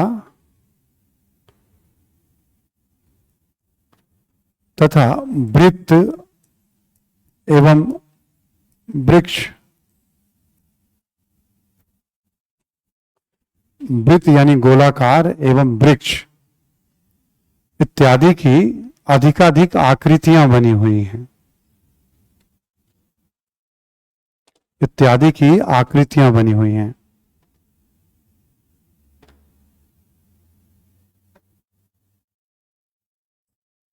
ठीक है। अब जैसे धातु के ना हथियार भी बनते थे, अभी अपने ऑनलाइन स्टूडेंट ने भी लिखा था, ठीक है, कि धातु से अस्त्र शस्त्र भी बनते थे, पर बहुत घातक हथियार नहीं थे, वो भी बनते थे इससे, वो भी शिल्प का एक हिस्सा था। ठीक है। तो जैसे धातु हो गया, मिट्टी हो गया। आमतौर पे आज भी देखोगे तो धातु के बहुत सारे शिल्प हैं, मिट्टी के बहुत सारे शिल्प हैं, हाथ से बनने वाले चीजें। इससे क्या होगा ना, शिल्प को पढ़ने का भी एक पैटर्न पता चलेगा आपको, धीरे धीरे आप उसको क्लासिफाई कर लोगे आप। ठीक, आगे लिखते हैं हम लोग, धातु मिट्टी के बाद चलते हैं, नेक्स्ट लिखें आप, लिखे पत्थर।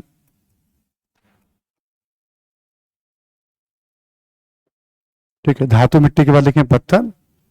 लिखें बड़ी संख्या में मोहरों,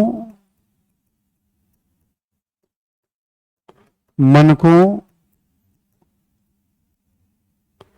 बड़ी संख्या में मोहरों, मनकों एवं कुछ मूर्तियों के भी साक्ष्य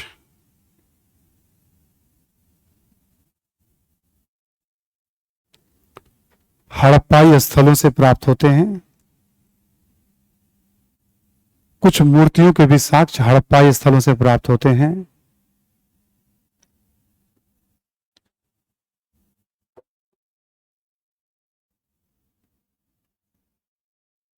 ठीक है, मन को हम कुछ मूर्ति, जो मूर्ति की बात करें ना, हम अभी हम कला की बात करें ना, मूर्ति कला, वहां हम विस्तार से बात करेंगे। हम मूर्ति कला भी एक शिल्प है, एक तरह का हाथ की कला है वो। ठीक है, अभी हम यहाँ पे मोहरों और मनकों के बारे में थोड़ा बात कर लें। अगला पॉइंट लिख लें आप इसी में, पत्थर वाले में।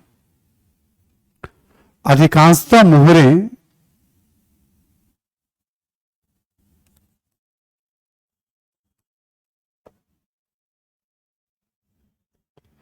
सिलखड़ी नामक पत्थर से निर्मित थी। सिलखड़ी, ये थोड़ा मुलायम पत्थर होता है। अधिकांशतः मोहरें सिलखड़ी नामक पत्थर से निर्मित थी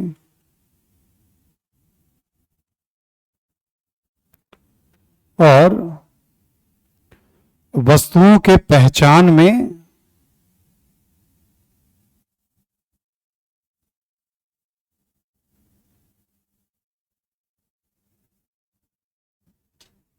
इसका उपयोग किया जाता था।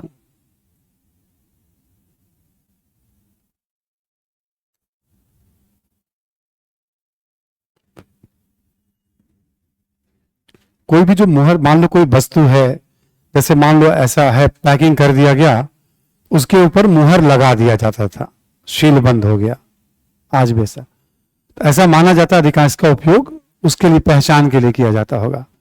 मुहर के बारे में और लिखें आप इसमें, देखिए मुहरों पर, मुहरों पर हड़प्पाई लिपि उत्कीर्ण है। हड़प्पाई लिपि उत्कीर्ण है। उत्कीर्ण, इनग्रेव कहते हैं इंग्लिश में। ठीक है, लिपि उत्कीर्ण है तथा बड़ी संख्या में, बड़ी संख्या में पशुओं को भी उत्कीर्ण किया गया है, उस पे पशुओं को भी।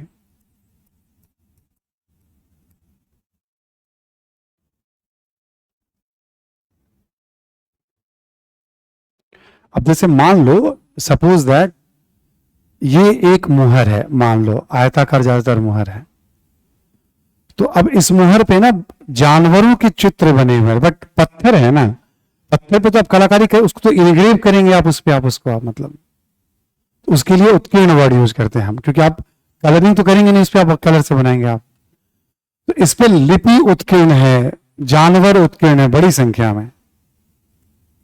तो मुहर बहुत महत्वपूर्ण हो जाते हैं, मतलब हड़प्पा सभ्यता के अध्ययन के लिए, है ना। एक पॉइंट और इसमें लिख लें आप, सर्वाधिक मुहरों के साक्ष्य मोहनजोदड़ो से प्राप्त होते हैं।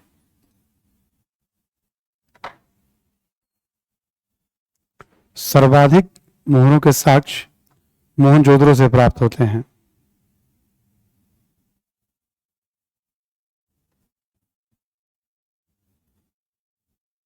बारह सौ से ज्यादा मुहर, संख्या मत लिखिएगा आप, ठीक है। 1200 से ज्यादा मुहर मिल रहे हैं वहां ना। अब मुहर क्या है भाई, मुहर अपने आप में जैसे उस पर लिपि है और जानवरों के बहुत सारी आकृतियां उसमें हैं, तो उसे का अनुमान लगता है किस किस जानवर का ज्ञान रहा होगा, है ना, उसको देख करके। हम लोग क्या बात करें, पत्थर से निर्मित शिल्प में हमने मुहरों की बात कर ली, ठीक। ऐसे मन का क्या होता है, ये भी आप समझ लो एक तरह से मन का आभूषण जैसा होता है, या पशुओं के पहचान में, पशुओं के गले में बांध दिया जाता है। भाई बहुत सारे लोगों के पशु होते हैं ना, लोग सामूहिक अभी भी देखेंगे पशुपालन, गांव गांव में यदि चारगाह है तो समूह में लोग पशुओं को चराने के लिए ले जाते हैं। तो किसका कौन गाय है, भैंस है, बैल है, बकरी है, पहचानने वाले तो पहचान लेते देखते देखते, बट कुछ ना कुछ पहचान मार्क भी उस पर वो अंकित, या तो देख के पहचान लेके अंकित कर देते हैं। अगला पॉइंट लिखिए आप, अभी चल रहा है हमारा पत्थर वाला ही है ना, पत्थर में लिखिए आप मनकों के बारे में।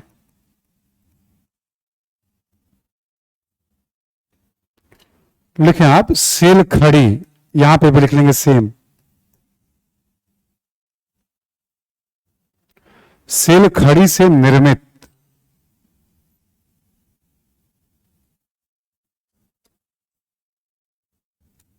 बड़ी संख्या में मनकों के साक्ष्य भी मिलते हैं।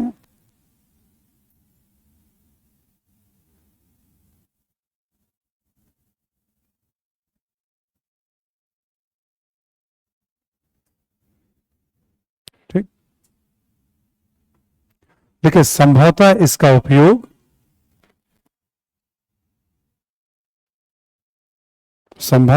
उपयोग आभूषण के रूप में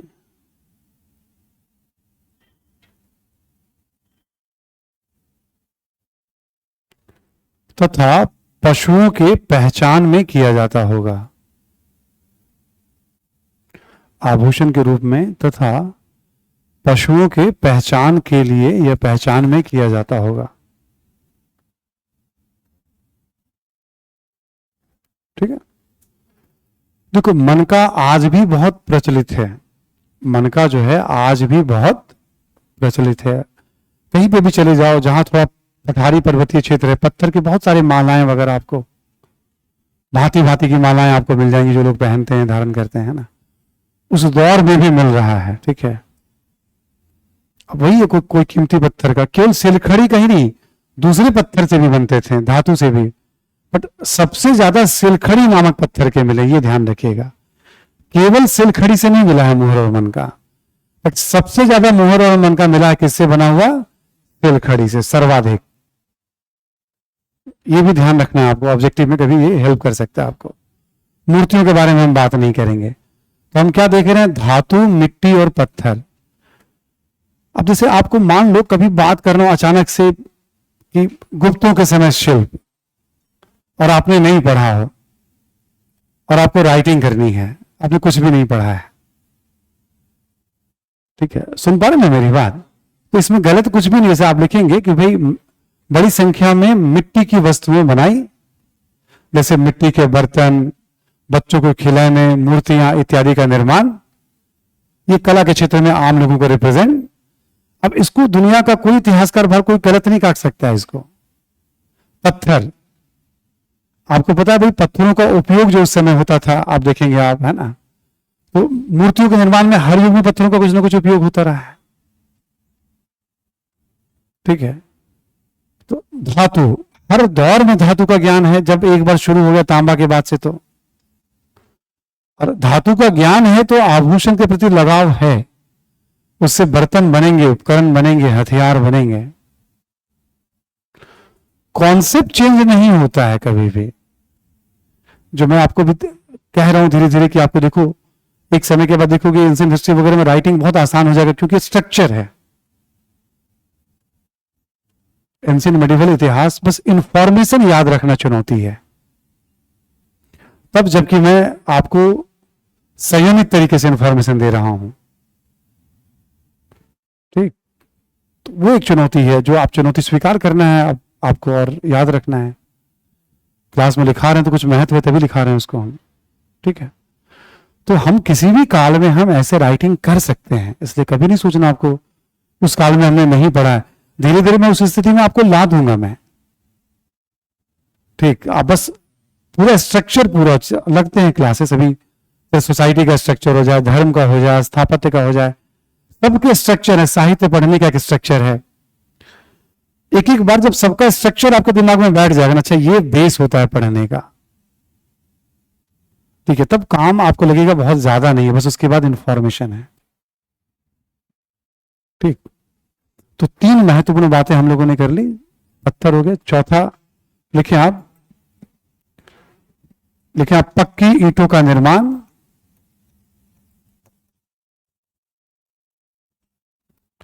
पक्की ईंटों का निर्माण,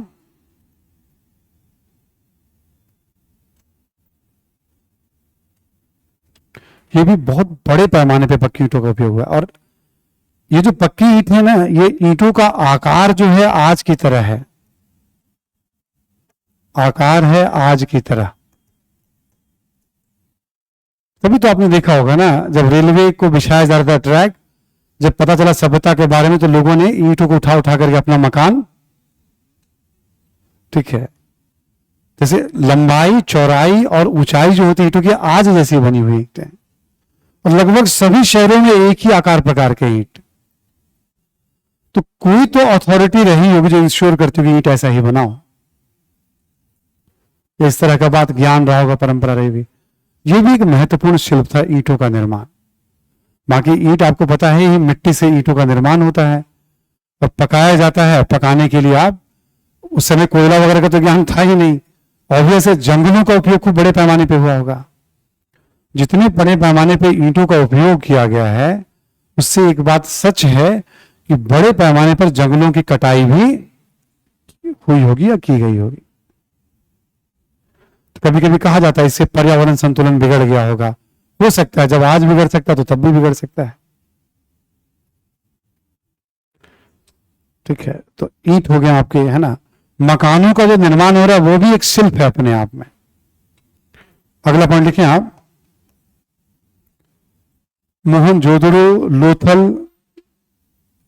नेक्स्ट पॉइंट लिखें आप, मोहनजोदड़ो लोथल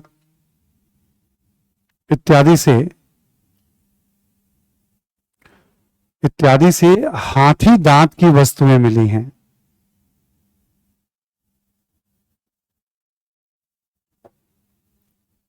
हाथी दांत की वस्तुएं मिली हैं,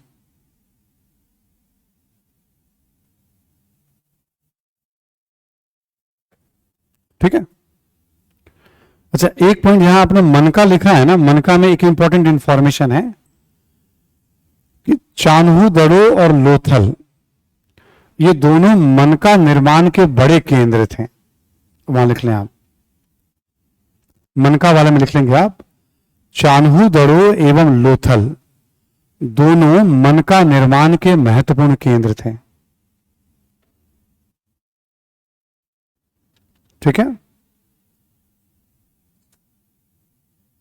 मन का निर्माण के महत्वपूर्ण केंद्र थे, बड़े केंद्र थे। ये भी एग्जाम में पूछा गया है अभी, क्योंकि बहुत सालों से हड़प्पा पे सवाल आ रहा है ना। मन का सबसे ज्यादा कहां मिला है, चान्हूदरो और लोथल से। तो ऐसा माना जाता है कि वहां बड़े पैमाने पे मनकों का निर्माण सेंटर था वो, ठीक। तो हाथी दांत की बात हम लोगों ने कर ली है ना। हम क्या देख रहे हैं, महत्वपूर्ण। इसी तरह से एक और लिख लें आप, कपड़ों का निर्माण,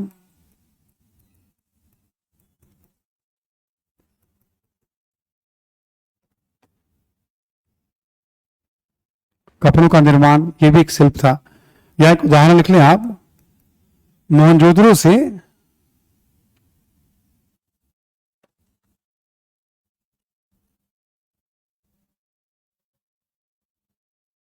मोहनजोदड़ो से, ठीक है, सूती कपड़े का साक्ष्य मिला है।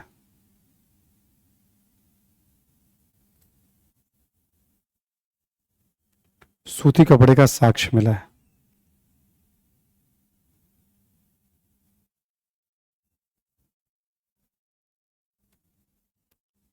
कर लिया आपने, मोहनजोदड़ो से सूती कपड़े का साक्ष्य। ये हो गया आपका कपड़ों का निर्माण। तो ऐसे करके और भी कोई शिल्प लिखेगा आप तो ऐड करना है। हमें क्या था, फ्रेम बनाना होता है, हाथ से बनी हुई चीजें जो बनाई जा रही हैं, हमने एक फ्रेम बना लिया। तो शहरी सभ्यता का मतलब बहुत सारे शिल्प आपको मिलेंगे वहां पे, कोई भी शहरी सभ्यता में हाथ से। ठीक है, तो हम लोग अभी समय क्या चल रहा है हमारा इकोनॉमी में, कृषि, पशुपालन, शिल्प, तीन कंप्लीट हो गया आपका। अभी व्यापार है, परिवहन है, सिक्के और शहर है। हर बार आपको शिल्प इतना नहीं लिखना है, इसके बाद एक दो बार पशुपालन लिखेंगे, उसके बाद लिखना बंद हो जाएगा, क्योंकि ये अंडरस्टूड होता है कि पशुपालन है, जरूरत है तो लिखिए, नहीं जरूरत है तो मत लिखिए आप, ऐसा वाला एक सिस्टम बन जाएगा अभी। ठीक है, इसके बाद हम लोग बात करने वाले व्यापार, थोड़ा इसको सुन लीजिएगा फिर हम आगे चलेंगे, लिखेंगे हम।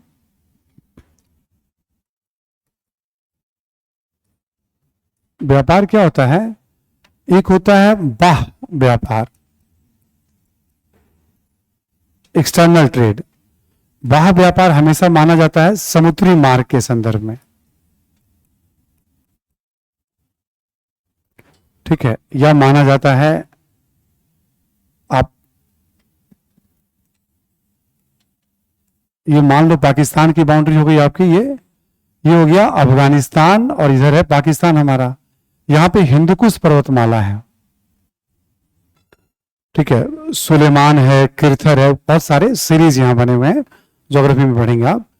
इसके उधर से व्यापार हो रहा है तो माना जाता है बाहरी व्यापार, या समुद्री मार्ग से हम कहीं व्यापार कर रहे हैं तो वो माना जाता है, इतिहास की किताबों में बाहरी व्यापार का ये सेंस लिया गया है।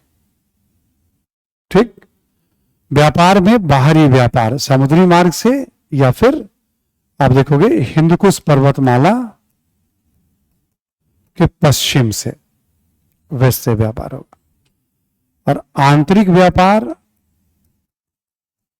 में दो चीजें बहुत कॉमन होती हैं, एक गांव एवं शहर के बीच व्यापार, शहर है तो गांव से नियमित ट्रेड चल रहा है उसका, आसपास के गांव से, वरना शहर सरवाइव नहीं कर पाएगा। और दूसरा होता है विभिन्न शहरों के बीच में व्यापार, शहर और शहर के बीच में व्यापार। अंडरस्टैंडिंग के लिए जब आप कभी व्यापार पढ़ेंगे ना, बहुत सारी बातें उसमें लिखी हुई हैं, घबराना कुछ नहीं होता उसमें, कॉन्सेप्ट्स क्लियर है, बाहरी व्यापार और आंतरिक व्यापार। ठीक, और फिर उस संदर्भ में कुछ कुछ बातें कर ली जाती हैं। तो हम लोग व्यापार के बारे में जरा लिखते हैं, लिखें आप।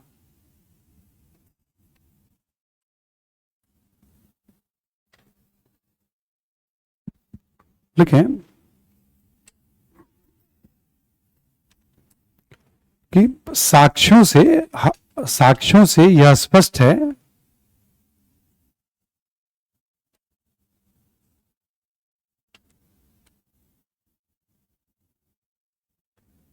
ठीक है, साक्ष्यों से यह स्पष्ट है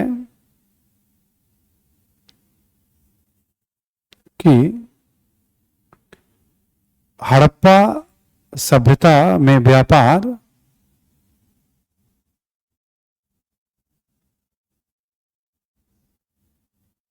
विकसित अवस्था में थी।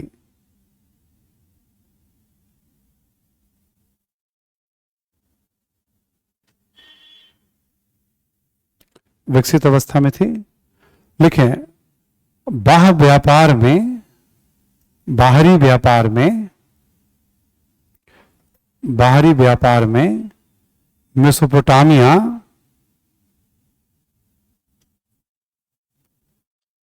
बाहरी व्यापार में मेसोपोटामिया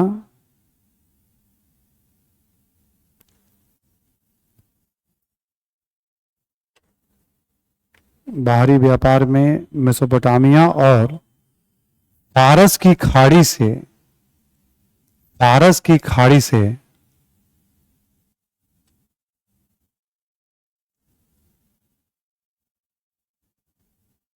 फारस की खाड़ी से, मेसोपोटामिया और फारस की खाड़ी से व्यापार के साक्ष्य मिलते हैं।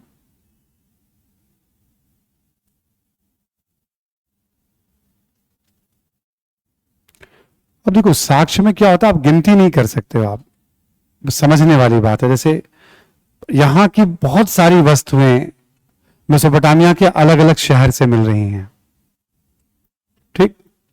बहुत सारी वस्तुएं मेसोपोटामिया की, जैसे मान लो निपुर है, उर है, तिलस्मर है, ऐसे करके बहुत सारे शहर है जहां से मिल रहे हैं। मेसोपोटामिया की कम वस्तुएं भारत में मिल रही हैं, हड़प्पा में मिल रही हैं।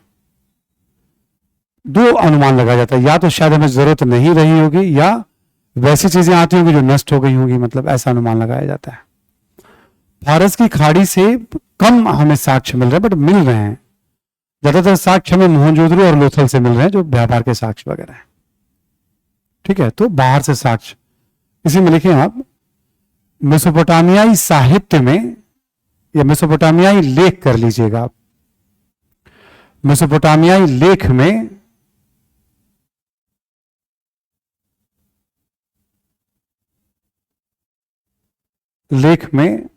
हड़प्पा, ब्रैकेट में कर लीजिएगा आप, हड़प्पा को वो लोग कहते थे मेलुहा।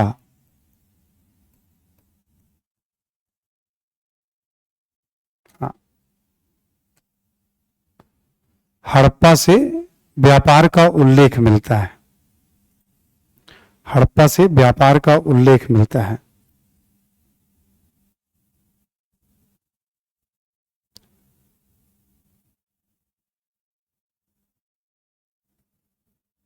ठीक है, लिख लिया आपने।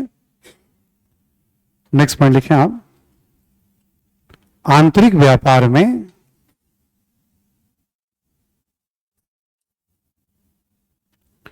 इसका एक छोटा सा चार्ट जैसा बना लेंगे हम लोग, ऐसे लिखते हुए, आंतरिक व्यापार में जैसे तांबा है सपोज, ठीक है, तांबा राजस्थान, क्योंकि हर जगह तांबा के साक्ष्य मिलते हैं, तो एक खेतड़ी माइंस का उल्लेख मिलता है। हाँ, अभी भी है। तांबा कहां से आता था हड़प्पाई शहरों में सप्लाई, तो राजस्थान के खेतड़ी मान से, ठीक। देखो अफगानिस्तान हड़प्पा के शहरों का पार्ट है, इसलिए उसको हम आंतरिक में यहां पे ले रहे हैं, वरना वैसे हिंदुकुश के बाहर हम पढ़ते हैं तो बाहरी में काउंट करते हैं उसको हम, ठीक। जैसे टीन है, तो टीन का साक्ष्य हमें अफगानिस्तान से मिल रहा है। टीन जो है अफगानिस्तान से आता था हड़प्पाई शहरों में। ऐसे सोना है, उस समय कर्नाटक से संपर्क था।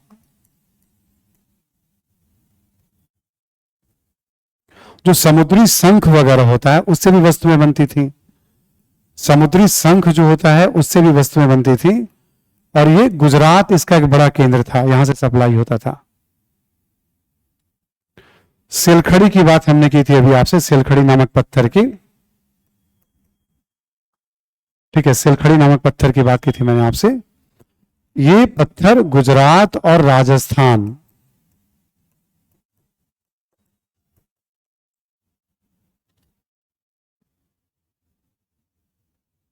ठीक है, इत्यादि कर दीजिए आप, है ना।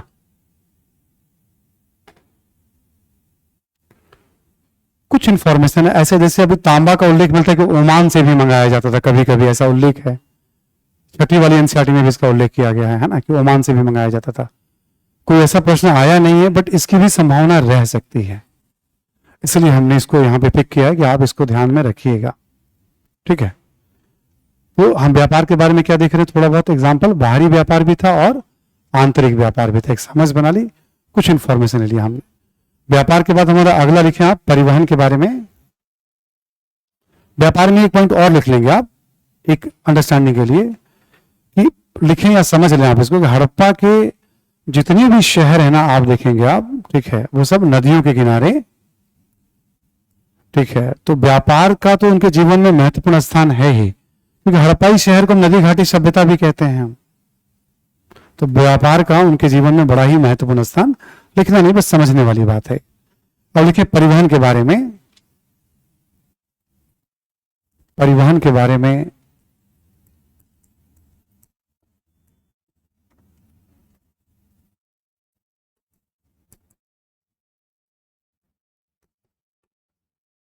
लिख लें आप, स्थल एवं जल,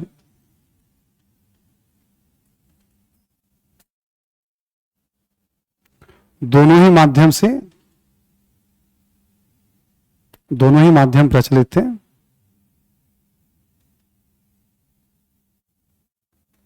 ठीक है, इसी में लिखें आप। अब देखो, अब जैसे जल है, ऑब्वियस है, किसी न किसी रूप में नाव होगा। अब उस दौर के कोई नाव तो मिलते नहीं है, बट मिट्टी के बने हुए नाव की हमें आकृतियां वगैरह मिल जाते हैं। लोथल में एक बड़े बंदरगाह का साक्ष्य मिला है जो पक्की ईंटों से बना हुआ है। उसको डॉकयार्ड या गोदीबारा भी कहा जाता है। सबसे महत्वपूर्ण साक्ष्य में उसकी गिनती होती है ना। वो भी एग्जाम में पूछा गया है, मतलब लोथल के डॉकयार्ड के बारे में। और बहुत सारे बैलगाड़ी के चक्के वगैरह की आकृति आप देखोगे, या आगे चलकर कहीं दैमाबाद से जैसे है रथ जैसी आकृति आप देखोगे। एक अनुमान लगाया गया है कि बैलगाड़ी भी किसी न किसी रूप में प्रचलित रहा होगा, ऐसा अनुमान। तो परिवहन में क्या होता है, स्थल एवं जल दोनों माध्यम है। इसमें एक उदाहरण लिख लें आप।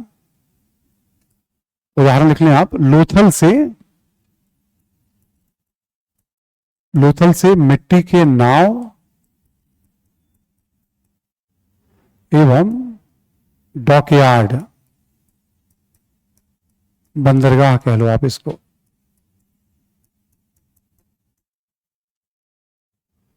जहां पे नाव रुकते हैं, मरम्मत होती है ना।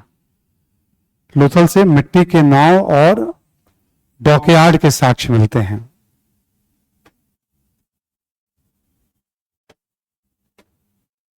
ठीक है, ऐसे छोटे छोटे बहुत सारे एविडेंस हैं। ठीक है, तो एक परिवहन में भी था इस तरह का। अब पानी वाला ही परिवहन ज्यादा महत्व रखेगा। बैलगाड़ी वगैरह की क्या स्पीड होगी जब घोड़ा नहीं है उस समय तो। पर व्यापार में तो रोल प्ले करता ही होगा, इतनी सारी वस्तुएं आ रही हैं जा रही हैं। परिवहन के बाद लिख लो आप सिक्कों के बारे में। सिक्कों के बारे में लिखें आप।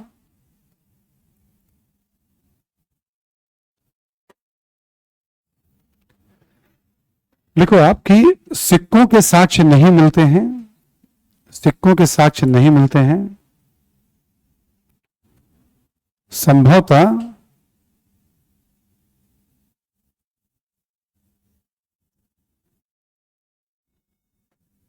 ठीक है, संभवतः वस्तु विनिमय प्रणाली प्रचलित रही होगी।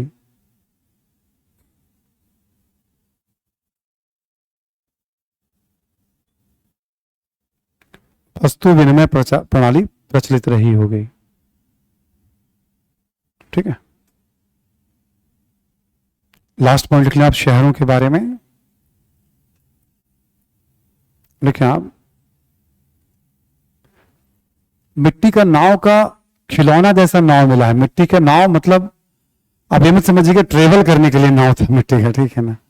उससे पता चलता है मिट्टी के नाव से कि हाँ नाव का ज्ञान उन्हें, मतलब कुछ नाव ऐसे भी जैसे आप देखेंगे कभी नाव में कपड़े ऐसे टांगा जाता है हवा के वेग को रोकने के लिए या दिशा देने के लिए। उसको पालदार नाव भी कहते हैं कई क्षेत्रों में, है ना। ठीक है, तो वैसे नाव के भी कुछ एविडेंसेस वगैरह मिल रहे हैं वहां पर हड़प्पा से। ठीक है, जैसे अभी एक बच्चे ने लिखा ये मिट्टी का नाव कैसे सर। ठीक है, जैसे कागज के नाव पे हम लोग यात्रा नहीं कर सकते, वैसे मिट्टी के नाव पे भी हम यात्रा, वो ये प्रमाण के तौर पे बताता है। ठीक है, लिख लें आप शहरों के बारे में। लिखें, हड़प्पाई शहर भारतीय उपमहाद्वीप में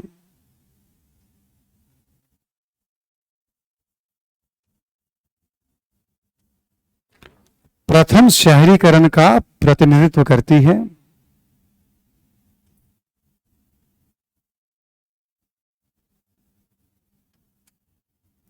प्रथम शहरीकरण का प्रतिनिधित्व करती है, प्रतिनिधित्व करती है। ठीक है, ये प्रथम शहरीकरण को रिप्रेजेंट करती है जो हड़प्पाई शहर है। इसके बाद हम आगे देखेंगे तो फर्स्ट अर्बनाइजेशन माना गया हड़प्पाई शहर को।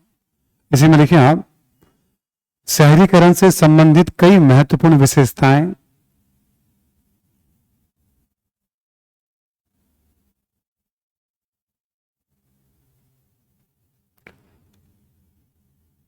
ठीक है, शहरीकरण से संबंधित कई महत्वपूर्ण विशेषताएं जैसे कि नियोजित मकान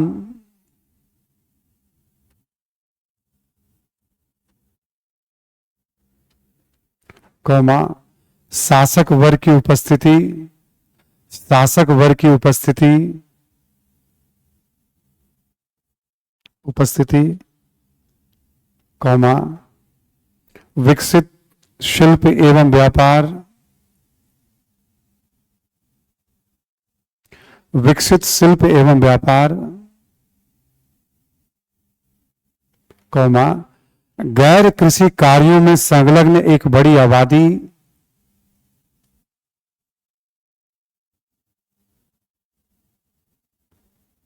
गैर कृषि कार्यों में संलग्न आबादी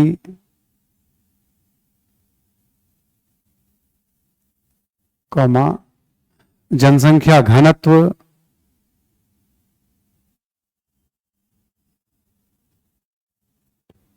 इत्यादि तत्वों को, इत्यादि तत्वों को हड़प्पाई शहरों में भी देख सकते हैं।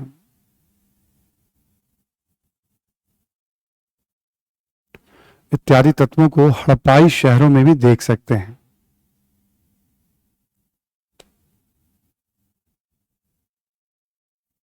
ठीक है, तो हड़प्पाई शहरीकरण को क्या कहा जाता है? पहला शहरीकरण। ठीक, हड़प्पा सभ्यता को नदी घाटी सभ्यता भी कहते हैं, हड़प्पा सभ्यता को कांस्य युगीन सभ्यता भी कहते हैं। ये सब बड़े लोकप्रिय नाम है, जरूर आपने सुना होगा, है ना? ये सब चलते फिरते हमें ध्यान रखना है। नदी घाटी सभ्यता, ब्रोंज एज सिविलाइजेशन, है ना? अब शहर है, इस बात के क्या प्रमाण है? तो कुछ वर्ग किलोमीटर में बहुत सारे मकान, यानी जनसंख्या घनत्व अधिक होगा। जब इतने सारे मिट्टी के मकान, मतलब ईंटों के मकान बने तो खेती वहां तो होनी नहीं है, यानी गैर कृषि कार्यों में संलग्न आबादी। कुछ बड़े बड़ी इमारतें भी बनी हुई है, यानी शासक वर्ग वहां रहते होंगे। बड़ी संख्या में शिल्प और व्यापार, यानी विकसित अवस्था में रहा होगा। ये सब एक गॉर्डन चाइल्ड करके बड़े विद्वान हैं, उन्होंने एक अध्ययन किया है कि भाई प्राचीन काल में शहरों में ये 8-10 लक्षण होने चाहिए। वी गॉर्डन चाइल्ड करके उन्होंने बताया है, उसमें ये 4-5 बातें भी बताई कि शहरों में, तो ये सारे लक्षण हमें हड़प्पाई शहर में भी दिखाई। तो हड़प्पाई शहरीकरण को हम पहला शहरीकरण भी कहते हैं। एक बार इकोनॉमी वाले सारे पॉइंट को आप रिवाइज कर लीजिए, क्या क्या लिखवाया मैंने आपको। इनफैक्ट आज जो भी लिखवाया सबको रिवाइज कर लीजिए आप।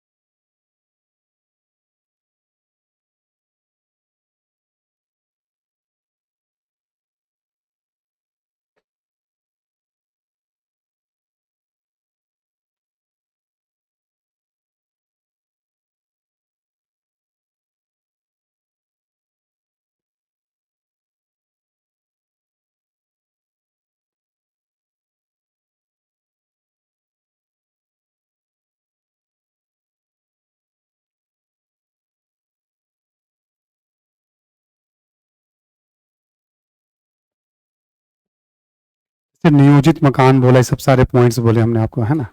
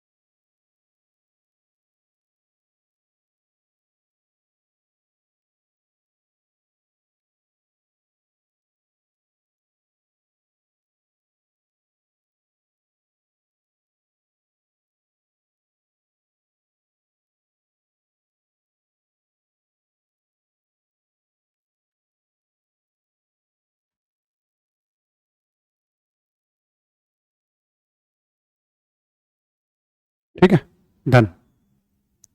तो एक बार हम लोग रिकॉल करते हैं कि हम लोगों ने आज क्या क्या पढ़ा है, एक बार पूरा इसको बाइंड अप करते हैं। क्लास की शुरुआत स्टार्ट हुई थी, आपको याद होगा, क्षेत्रीय प्रसार से, है ना। अफगानिस्तान, पाकिस्तान और हिंदुस्तान में हड़प्पा के कौन कौन से स्थल मिले हैं, ठीक है, उसको वैसे याद रखना है आपको। प्रसार के बाद आपको याद होगा हम लोगों ने हड़प्पा की उत्पत्ति, ओरिजिन के ऊपर एक अंडरस्टैंडिंग बना ली। मिनिमम 2 पॉइंट्स हमने उसमें लिखे हैं, स्टैंड आपको क्या लेना है, ठीक। इसके बाद हड़प्पा की राजनीतिक व्यवस्था के बारे में हमने आपको साफ साफ बता दिया कि देखो, दावे से कोई नहीं कह सकता कि हड़प्पा शासन व्यवस्था की प्रकृति क्या होगी, एक अनुमान लगता है कि केंद्रीकृत शासन रहा होगा। यहीं पर आपको याद होगा हड़प्पा की लिपि का भी हम लोगों ने उल्लेख, लिपि के बारे में भी 4-5 जानकारी आपको दी, ठीक।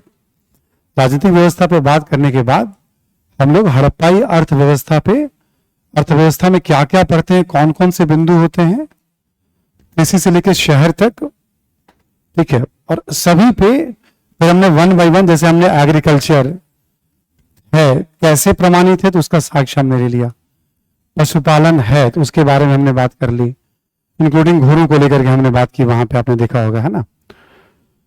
ऐसे ही आप आगे बढ़ते चले जाइए, आप शिल्प, तो शिल्प में अलग अलग, है ना, बहुत अभी और भी चीजें इसमें ऐड हो सकती हैं, कुछ प्रमुख प्रमुख प्रोमिनेंट, कुछ एग्जाम्पल, जितना आप बढ़ाओगे लेंदी होता चला जाएगा। आपने देखा होगा मोहरों के बारे में, मनकों के बारे में हमने बताया, ज्यादातर सिलखड़ी स्टेटाइट के बने होते थे वो सब, है ना।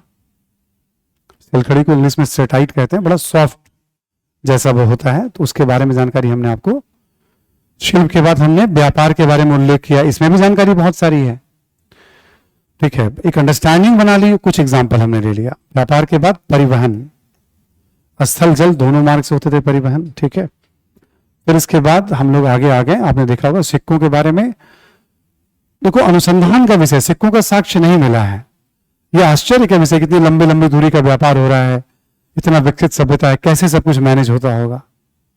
बट जो मोहर है वो सिक्कों के रूप में नहीं है, ठीक है, ऐसा माना जाता है। सिक्कों का साक्ष्य यदि मिल जाए किसी तरह के एविडेंस तब तो एक अलग बात है, मिला नहीं है अब तक कोई साक्ष्य इस तरह का। शहरों के बारे में, पूरे भारतीय इतिहास में प्रथम शहरीकरण इसको माना जाता है।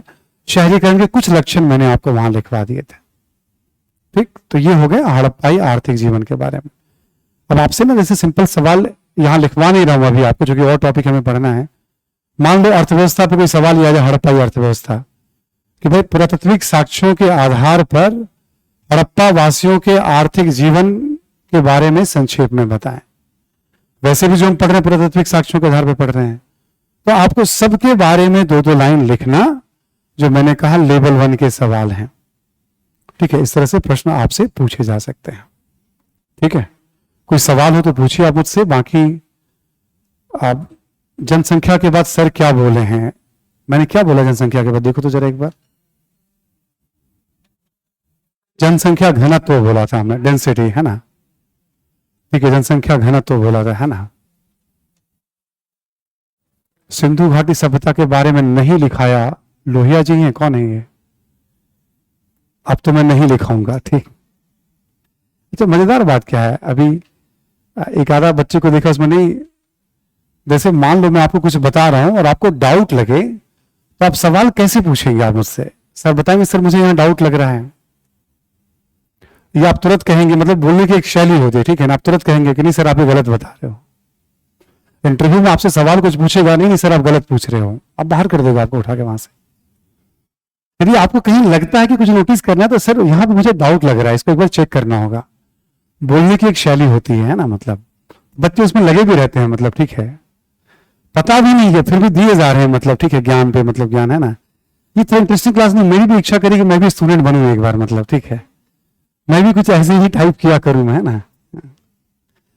कभी भी कहीं भी डाउट लगे तो आप क्वेश्चन मार्क लगाया करिए आप उसको, ठीक है ना, कंफर्म करिए उसको आप। बहुत सारी इंफॉर्मेशन है, कभी कभी हो सकती है कोई डाउट वाली बात, ठीक है। तो कोई सवाल आपका हो तो आप मुझसे पूछ लीजिए, क्योंकि अब आगे जब टॉपिक चलेगा तो पूरा हो नहीं पाएगा आपका, ठीक है। तो क्लास अब हम यहीं पे रोकते हैं। हम व्यक्तिगत कोई सवाल हो तो मुझसे पूछ लीजिएगा, मैं यहीं पे हूं क्लास में अभी, है ना। Thank you everyone.